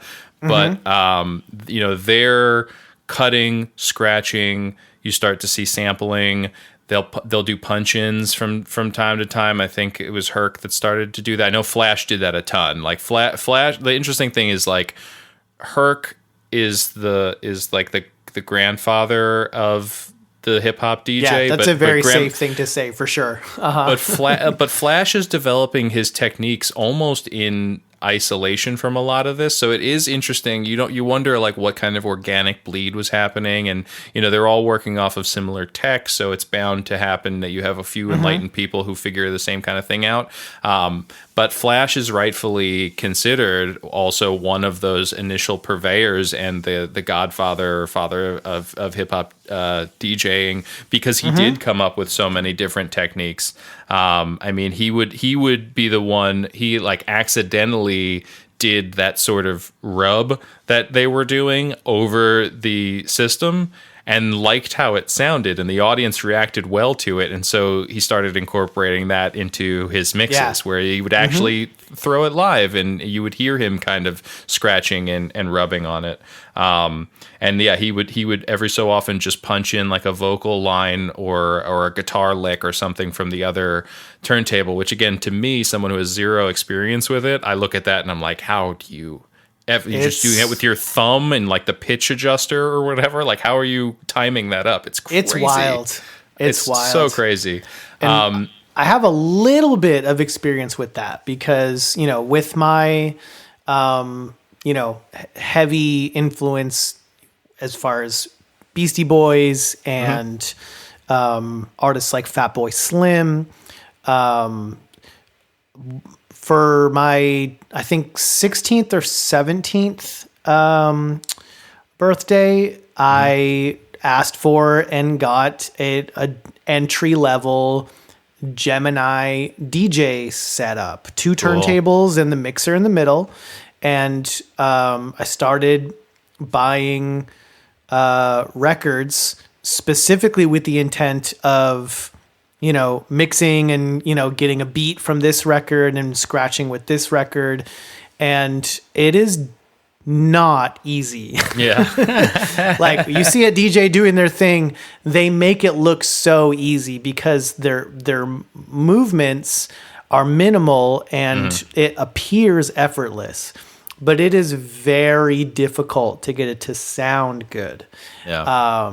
So I'm very glad that happened in a time frame where none of what I did was ever recorded in any way. It's not on the internet, so you will never see 16 or 17-year-old Adam behind the ones and twos. But I DJ'd at my high school dances and stuff like that, even after I graduated. So I was kind of like dipping my toe into that world, and it is. It's one thing to, play a song and kind of, fade it into the next song. That's not terribly difficult. Right. But when you start, as you mentioned, taking elements of one song and mixing it into another song, it's like that is a level of artistry that baffles me, especially when you start talking about artists like, groups like the Avalanches, where all they're doing is taking dozens of samples from different records and melding them into one cohesive composition. It's mind-boggling, completely mind-boggling. And it's one thing to do that in a studio too, to think that that's happening live. I can't wrap my head around it. It's nuts. And so back on that. So that's how you have things kind of germinating in New York. And then in Jamaica, you do have the selectors that are kind of, cutting a little bit back and forth, and they're doing their live mixing. But what really comes out is, the dubs, which is when they would strip things out. It's kind of a remix, but it's not so much of a rework in the sense as it is just like an emphasis on certain things, usually drums and bass. And it was primarily made to be an instrumental track with a heavy bass and drum, like a heavy rhythm section, so that it can be toasted over. Yes. And so you have basically the Les Paul of Jamaica, King Tubby, who spent a decade or two just working on the electrical side of things. Like in the 50s, he was just building his own sound systems. He was a radio repairman, and he started building and fixing the sound systems, and he knew the gear in and out. And so you get into the 60s when you have like the ska, the dance hall, the rocksteady stuff really coming to prominence.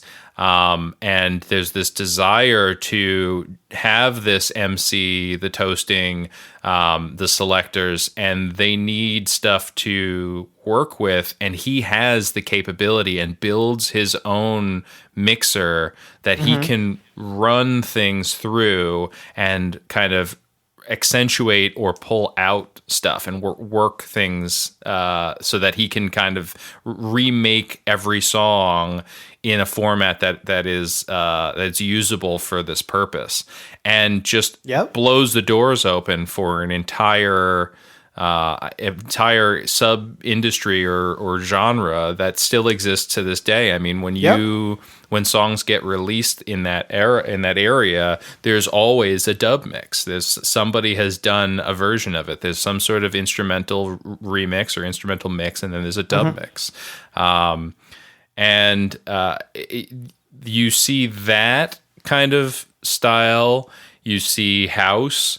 You see electro, all sort of coalesce in with a few other things, obviously, into what is known as EDM now. Yes.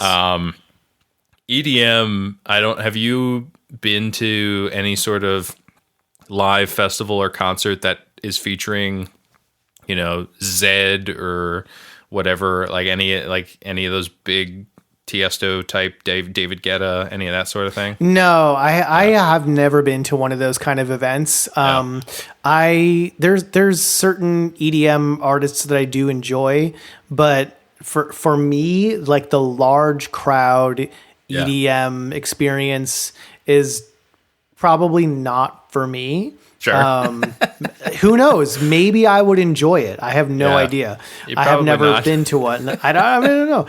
Like I've said before, I usually like more of an intimate setting with, an artist that I can connect with on some kind of emotional level. And I don't think an EDM artist in a huge field with, 10,000 people on MDMA is going to do anything for me.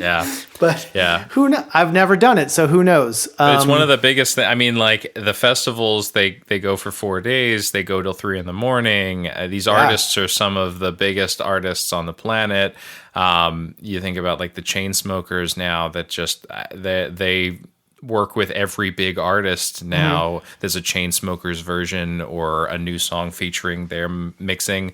And it is interesting then to see. So I've been to a few festivals where this is happening.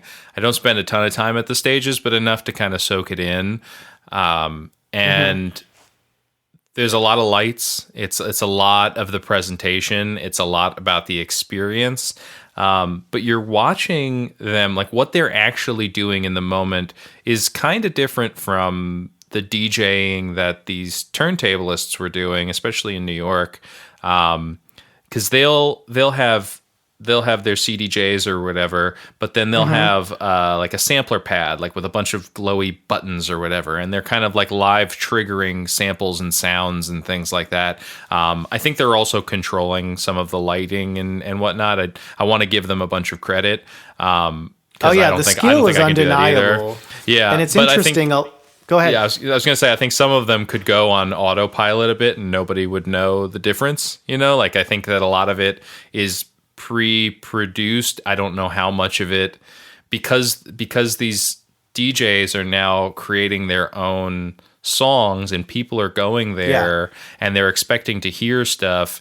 They'll remix it live in real time, so you're not hearing just the cut that you heard on Spotify or whatever. But I just don't know. I'm not with it enough to know the amount of work that goes into doing that in a live setting.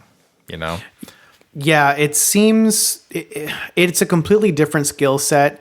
There is it's they call it mimicking, where you kind of mime doing the motions of a live mix to it's basically it's basically like lip syncing. Exactly. Oh God, don't tell me that. No, it exists. It's a thing. It's very controversial in that world. The same way that lip syncing is controversial, for someone who considers themselves a singer. Right. So, so depending on your, I guess the way that you interpret or the way that you value the way that music is presented or performed in a setting like that, it might be no big deal to you. It might turn you off. It depends on the person, and it depends on your your approach Yeah. to consuming that type of music. You know, I personally feel like I would feel a little bit cheated if I went to go see, you know, I'm trying Dead to think Mouse. of, Yeah. you know, I think Dead Mouse does it live. I don't know how Marshmallow's doing it with that head, but I think that the only artist I can think of that I really, really enjoyed listening to, but ended up being a little bit disappointed when it came out that they may be mimicking, is the group Justice. Oh yeah. So it's just, to me, as a musician, and it may be because I am a musician that I feel that way, but I'm just kind of the mind like, okay, if you're putting on a show, I understand that there's always, you know, depending on the genre, going to be a certain aspect of pre-planning or backing tracks and things like that. And I don't have a problem with that. List, right? Yeah. But if you're literally just kind of miming along to a single pre-recorded track and not doing anything to augment that, then that's kind of lame in my opinion. Yeah. Not to discount the skill that it took to create whatever that track is that was recorded, because that should be acknowledged. Yeah, right. But you know, if I'm going to go, I'm not going to a live show just to like dance, you know what I mean? Like just to hear something and dance.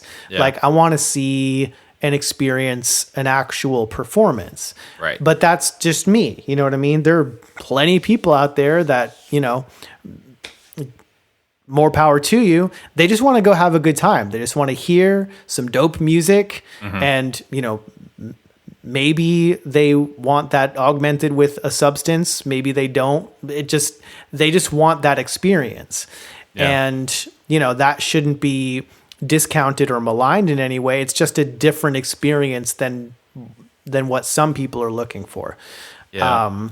But it's part of that culture though. And it is a factor. It is a thing that happens. Yeah, I think this starts to touch on another point that we're going to get to in a sec, is of like the DJ then becoming the producer, right? Like the producer's role in recorded music is incredibly important. I think we're more aware of it now than maybe we were a lot before. Yeah, definitely. You know, you knew Rick Rubin or whoever, but like now I think who the producer is on a lot of these things is very well known. But so we'll jump back to New York real quick, back to the hip hop scene. So you've got the clubs happening. You've got Africa Bambaataa who's doing block parties and mixing in craft work into his mixing. He's sampling craft work and basically launching electro music and that. And so then radio has to acknowledge this format that's happening locally and exploding. And so you have Kiss FM and BLS that kind of go to war. Africa Bambaataa's one of his guys gets a show on Kiss FM. So that's where you get Cool DJ Red Alert, who's credited as being like one of the real purveyors to put hip hop on the radio. One of the first people to do that. It was him and Magic on BLS. And so you're coming back around full circle. So you have radio influencing the DJs, which creates hip hop, and then you get hip hop back on the radio. And then you have DJs. We had talked about DJ Drama. Obviously, you have the mixtaping that starts to happen off of all of that, both physically on tapes and then eventually on CDs that they hawk to you in Times Square. And then you have people like DJ Envy and DJ Drama who come to prominence as DJs who are making mixtapes and selling mixtapes and doing new original music that is remixing other songs with artists. And then they themselves are getting radio shows. And now DJ Envy is on like the biggest hip hop radio show. So it's just this like, it's this big circle. But what keeps happening in all of this is this creativity behind the scene that it comes out in different ways. So whether you're in a club or out on the block or you're on the radio, or then you start to see in the studio, you have DJ Premier come to prominence in one of the greatest hip hop groups of all time, Gangstar, and he is not even necessarily known as a turntablist. He's more so known as a producer, like Illmatic and working with Biggie. He's produced songs for Christina Aguilera. He's done remixes for Maroon 5. Like, the guy is an icon, but he's an icon both as a producer and as a DJ. But maybe they're the same thing. It's really you interesting. kind of are live producing in many ways when you like the line gets blurred more and more with that sort of thing. Yeah. It's a very blurry line, and that's why you've got people like we mentioned on side A, Danger Mouse, who basically was a DJ turned producer. But you're right. In some ways, they're very much the same thing. My first introduction to Danger Mouse was the Grey album, which was a mashup of Jay-Z's Black album and the Beatles' White album. Yep. And it was one of the most, that was my first, I think that was one of my first introductions to the whole mashup thing. And which takes, to me at least, I think that takes a tremendous amount of skill and foresight and, a level of just having an ear for that kind of thing is, I think, a very unique and special skill set. But for him to do like an entire album, it was just mind blowing. And so it doesn't surprise me that he went on to, produce some extremely influential artists and make some amazing music, because it's kind of the same skill set to produce music of any kind.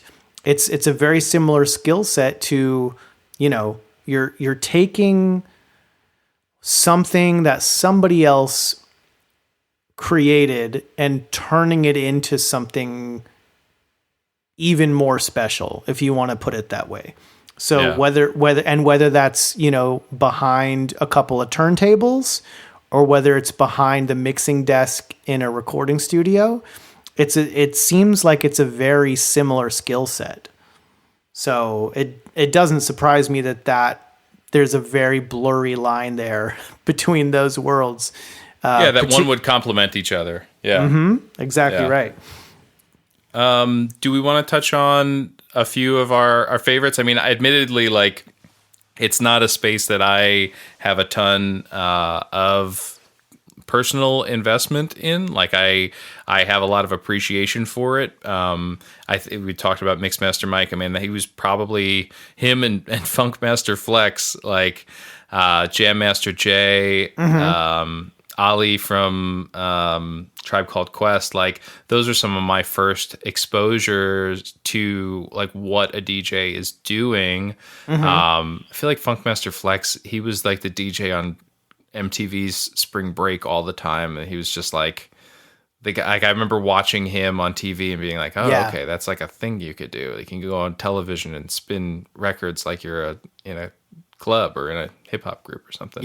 I was aware of it, but I do feel like Mixmaster Mike working with the Beastie Boys and Hello Nasty coming out and the music videos, particularly 3 MCs and 1 DJ, that was the first time that I recognized kind of what exactly was going on behind the turntables, and maybe it was his style, or maybe it was more just like the very raw nature of that, almost looked like security camera footage in that 3 MCs and 1 DJ music video, where it's just like, it's just like a camera, and it's just, or multiple angles of these low quality cameras just capturing what's happening. And that music video was not synced up with the album track. It was like a live performance, basically. It was just a recorded performance. Oh, man. And so you could see what Mixmaster Mike was doing. And like you could see the what he was doing with his hands, what he was doing with the fader, which is the part of the mixer that designates, whether you're hearing all of the right turntable or all of the left or how much in between. Mm-hmm. And it was almost like something clicked for me and I kind of figured it out, sort of. Yeah. Obviously I didn't have it all figured out, but something clicked technologically speaking, and it made sense. And that was the impetus for me to get into that from a, and literally ask my parents for a couple of turntables and a DJ awesome. mixer for my birthday. So Mixmaster Mike was really, really influential, at least to me personally, in that regard. Mm-hmm. But much to my chagrin, we probably can't gloss over the fact, and we can kind of just touch on it really quickly and then move on. But there was a time where we had a lot of DJing going on in a short-lived music genre. Oh, DJ Lethal. Come on. Called nu metal. That's right. I'll stand for Limp Bizkit, sure. So that's just a really interesting time in popular music where, and again, we don't have to take much time on this at all, but it deserves at least a mention, where you had sort of the you had some really, really early stuff going on, like we mentioned prior with Aerosmith and Run DMC. And you had, Anthrax and Public Enemy do a song, which were great. Yeah. And something happened in the late 90s where you started to see these bands. You mentioned Limp Bizkit, bands like POD. They started, Linkin Park. Oh, yeah. And they Mr. were Han. heavy bands, musically, that incorporated turntablism into what really was just straight up, hard rock or metal music. Right. And it's so interesting to look at that, with 20 years of culture in between, but it was kind of a moment. It was something. Yeah, I'll fully support all of those in their own ways, or giving their own values. Limp Bizkit for the kind of cultural moment that it touched on, for better or for worse. Go watch the Woodstock documentary. I look there. Limp Bizkit has some really fun songs. DJ Lethal is pretty solid, and DJ Premier is the one who worked with Method Man and Fred to do "And Together Now," and that was a pretty huge song. That song was massive, and Premier was concerned about doing that because he didn't want to be corny, right? And because Method Man was on the track and Fred came to him and said, look, I'm not a great MC, but I think if we could dial this in, we can make something really special, because we've got the right, he felt like he had the right kind of format, vibe, everything.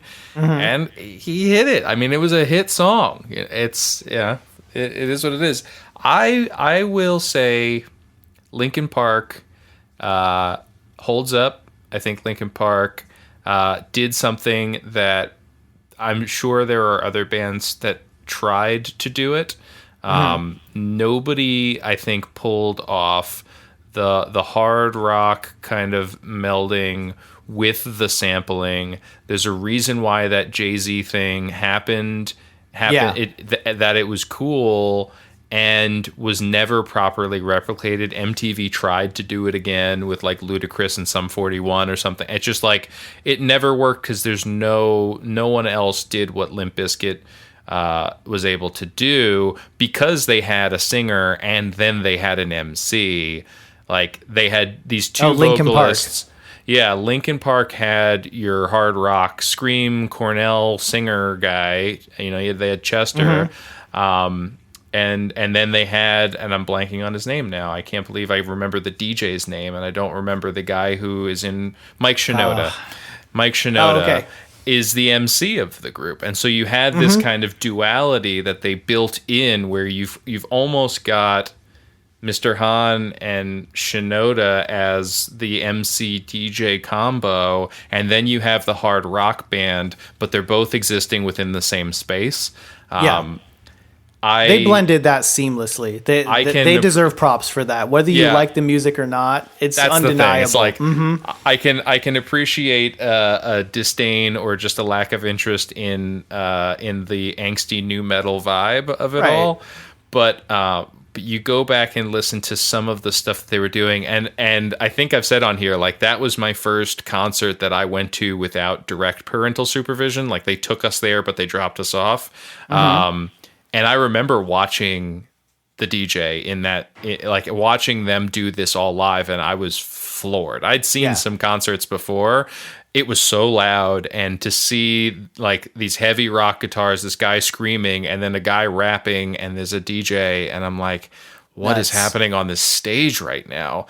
So I'm glad you bring that up, because I hadn't even thought of it, but like it was a part of that era, a super important part of that era, and again, like, as you see things splinter into all these other genres, it did create just another subgenre I didn't even think of at that time, which dominated TRL. You know, it was all that everyone was listening to when I was in high school. So it was huge. It hit hard and fast, and then it burned, fizzled as quickly as it came. But Korn still exists. Korn did an album with Skrillex. Like, they're still looking for ways to reinvent themselves. You know, there's still different ways that people are taking EDM and merging it with rock, or DJ and merging it with rock. There's a Skrillex song, and the video is cringy. But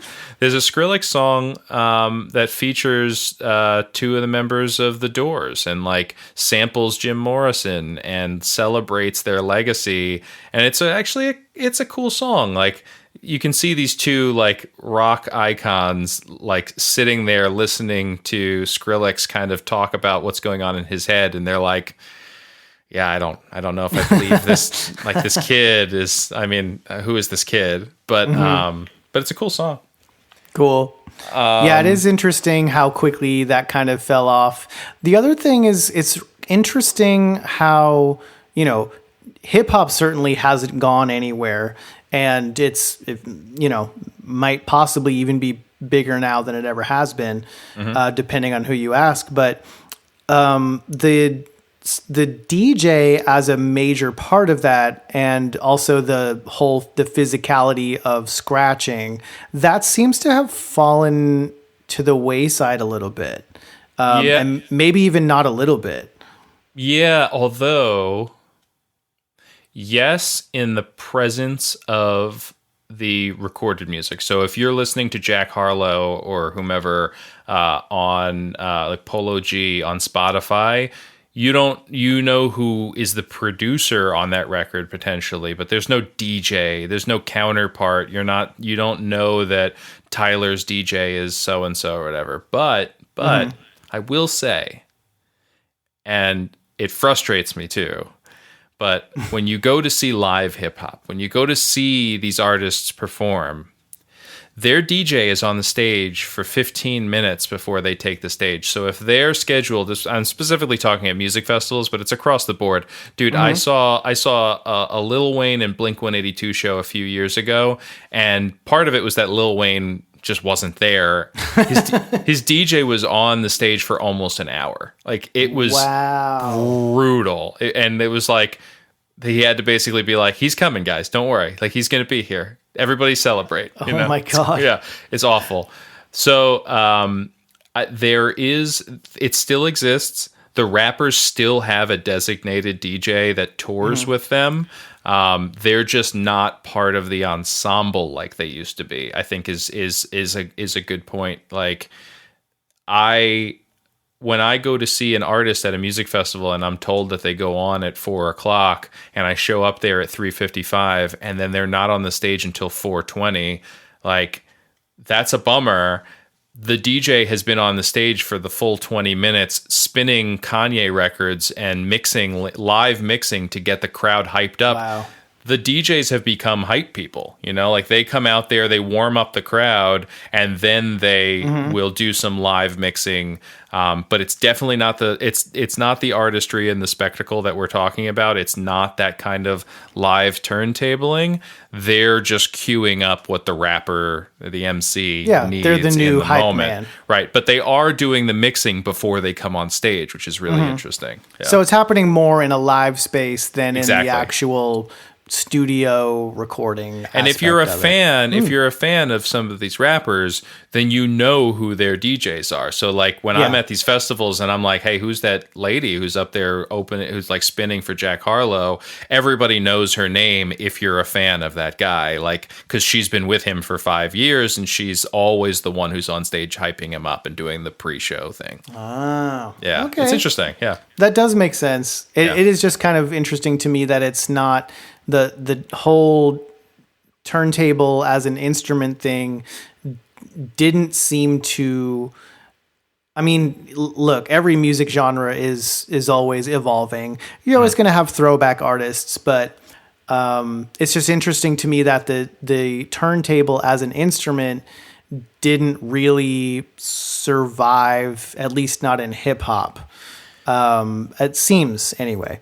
Sampling's tough. Sampling is tough too. I mean, like there were times the legalities have gone crazy. That's exactly it. That's exactly it. Is I think that live turntabling also presents a lot of liability too. That could very well be it. You have a lot of DJs who are very good at kind of hiding and manipulating their samples so that they're not easily picked up as to what it is.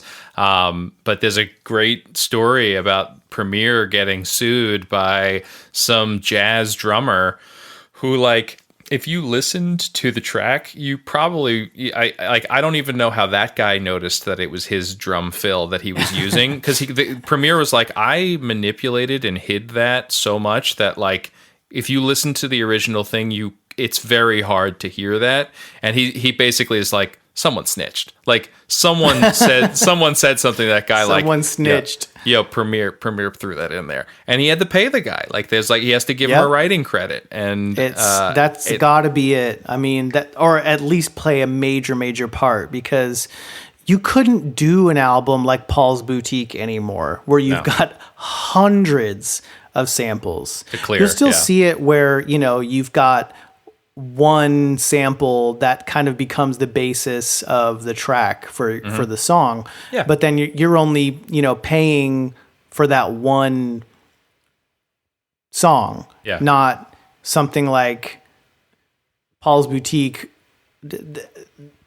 You could take an entire, you know, college course on all of the samples in Paul's Boutique. It's hundreds of samples. Yeah. And it's the legality behind that nowadays, that you're right. It could very well be what killed the DJ as an instrument thing, at least for the most part.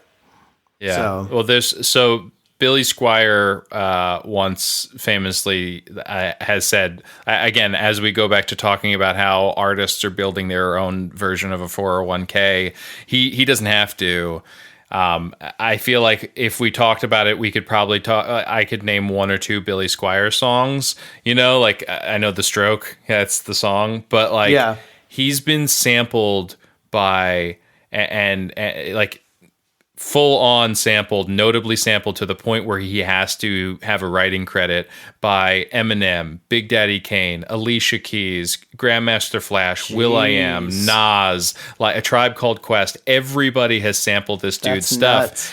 And so he has writing credits on all of those because of that. And so he gets paid because of that. It's like him, James Brown, Chic, like there's some of these artists that have they created a sound that that became so integral into what hip hop was becoming that it was always being sampled. And so once the money poured into hip hop, people start reaching in and grabbing for it because it is their content, like it is, they were grabbing records. It's out of love, but it is an appreciation, but it is, it is their actual recorded work.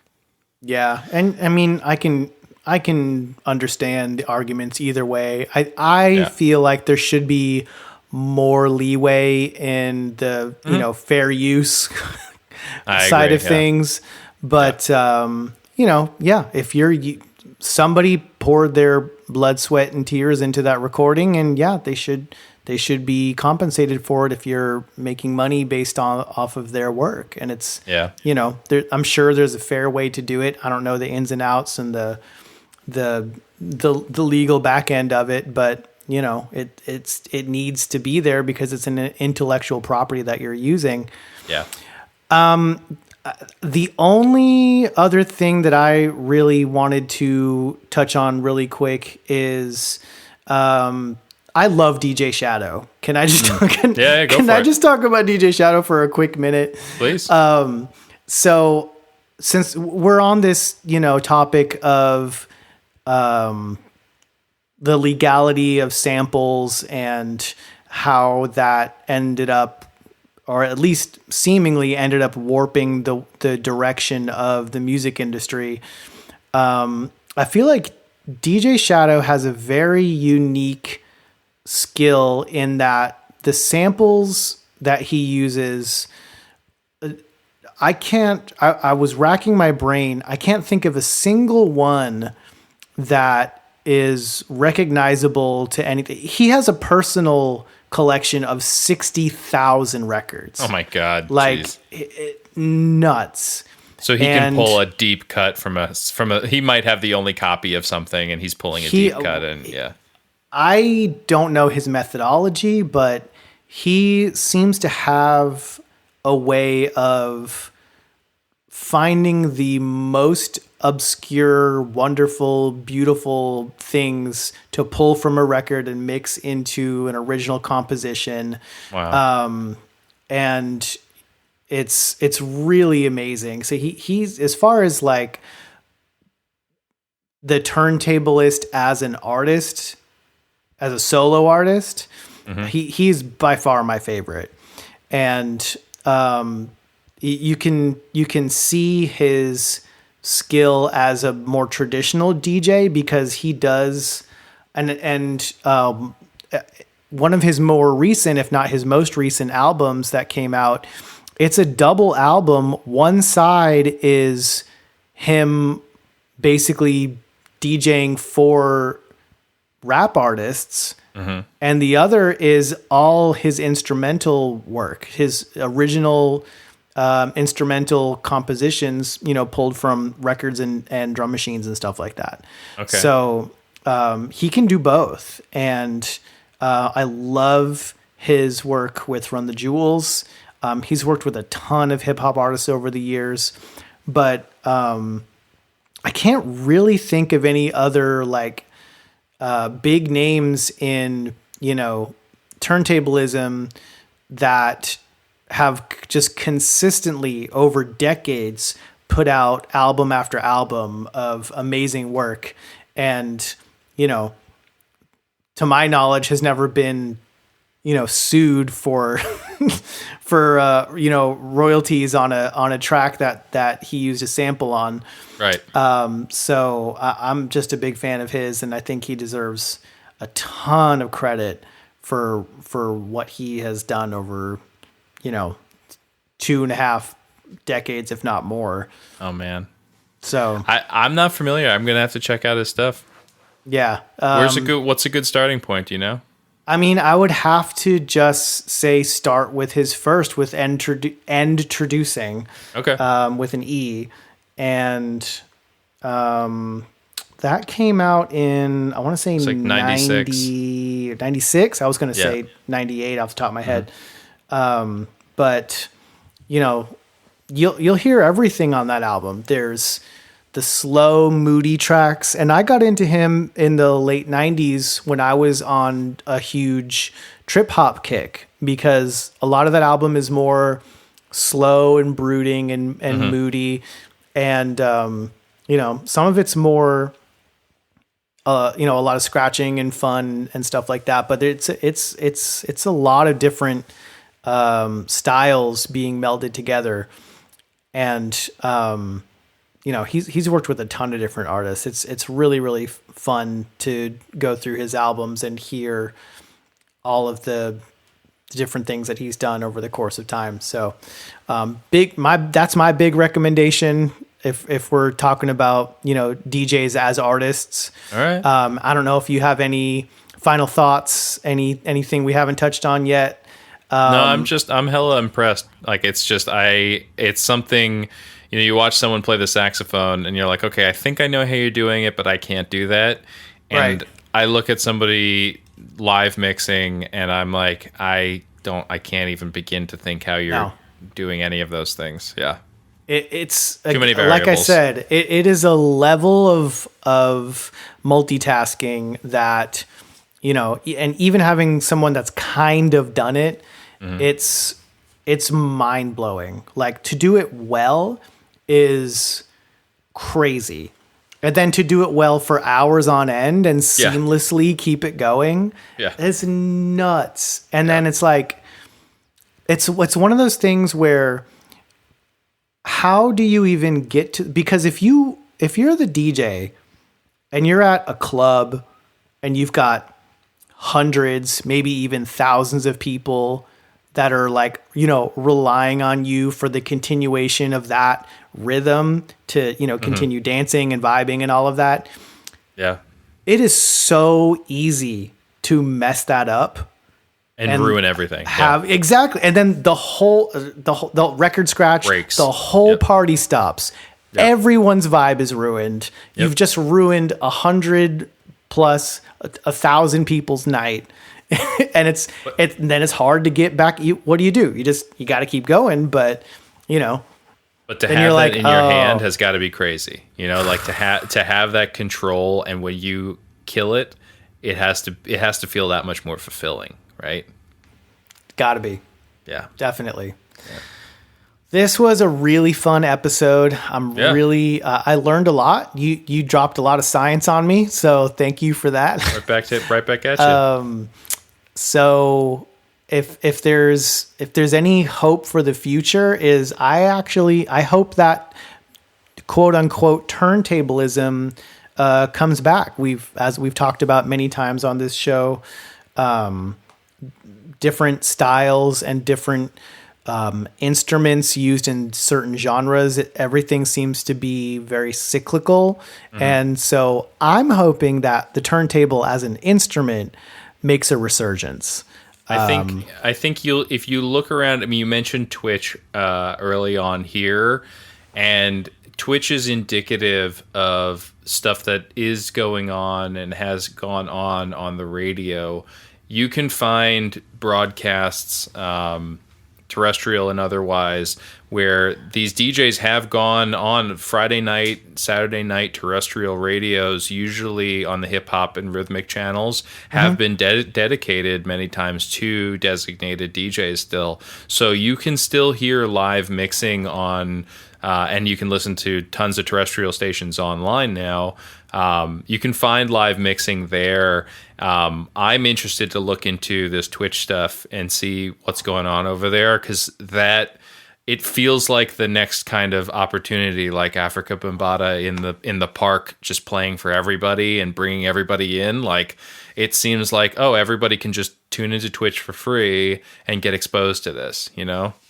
Yeah, and it also, I think a lot of it has to do with the live aspect of it because they're live streaming. It's not pre-recorded. Right. They're not playing to a track. They're not mimicking or anything. It's not a YouTube video where, they may have taken hundreds of takes to get the right one for YouTube. It's live. So if they mess up live, it's there for however many, That's right. It's there in perpetuity because it's the internet. So someone's going to clip, if you mess up, someone's going to clip it. It's there forever. So I'm going to have to take through Twitch and look for it. It seems cool. Yeah. I would start with the ones that I recommended earlier. There's every genre you can think of. I'm more lean towards the hip hop and chill kind of vibe. That's just what I need in my life. I need some chill. Yeah. But yeah, absolutely. I think you're right on the money where this kind of new wave of DJing live on Twitch and interacting with your audience while you're doing it. That's major, and I can definitely see that taking off even more than it already has, and becoming its own thing. Maybe spawning some new platforms and some new genres. Who knows? We'll see what happens. But thank you, Liam, again for dropping science and having some fun. Talking about some amazing artists and some incredible technological advances that have brought us where we are today. This is awesome. Thank you for listening to Retro Groove. We're a part of the Retro Logic Network. Check out the website, retrologic.games, for social links, merch, community, and more. And we'll see you next time with something else amazing. Adios.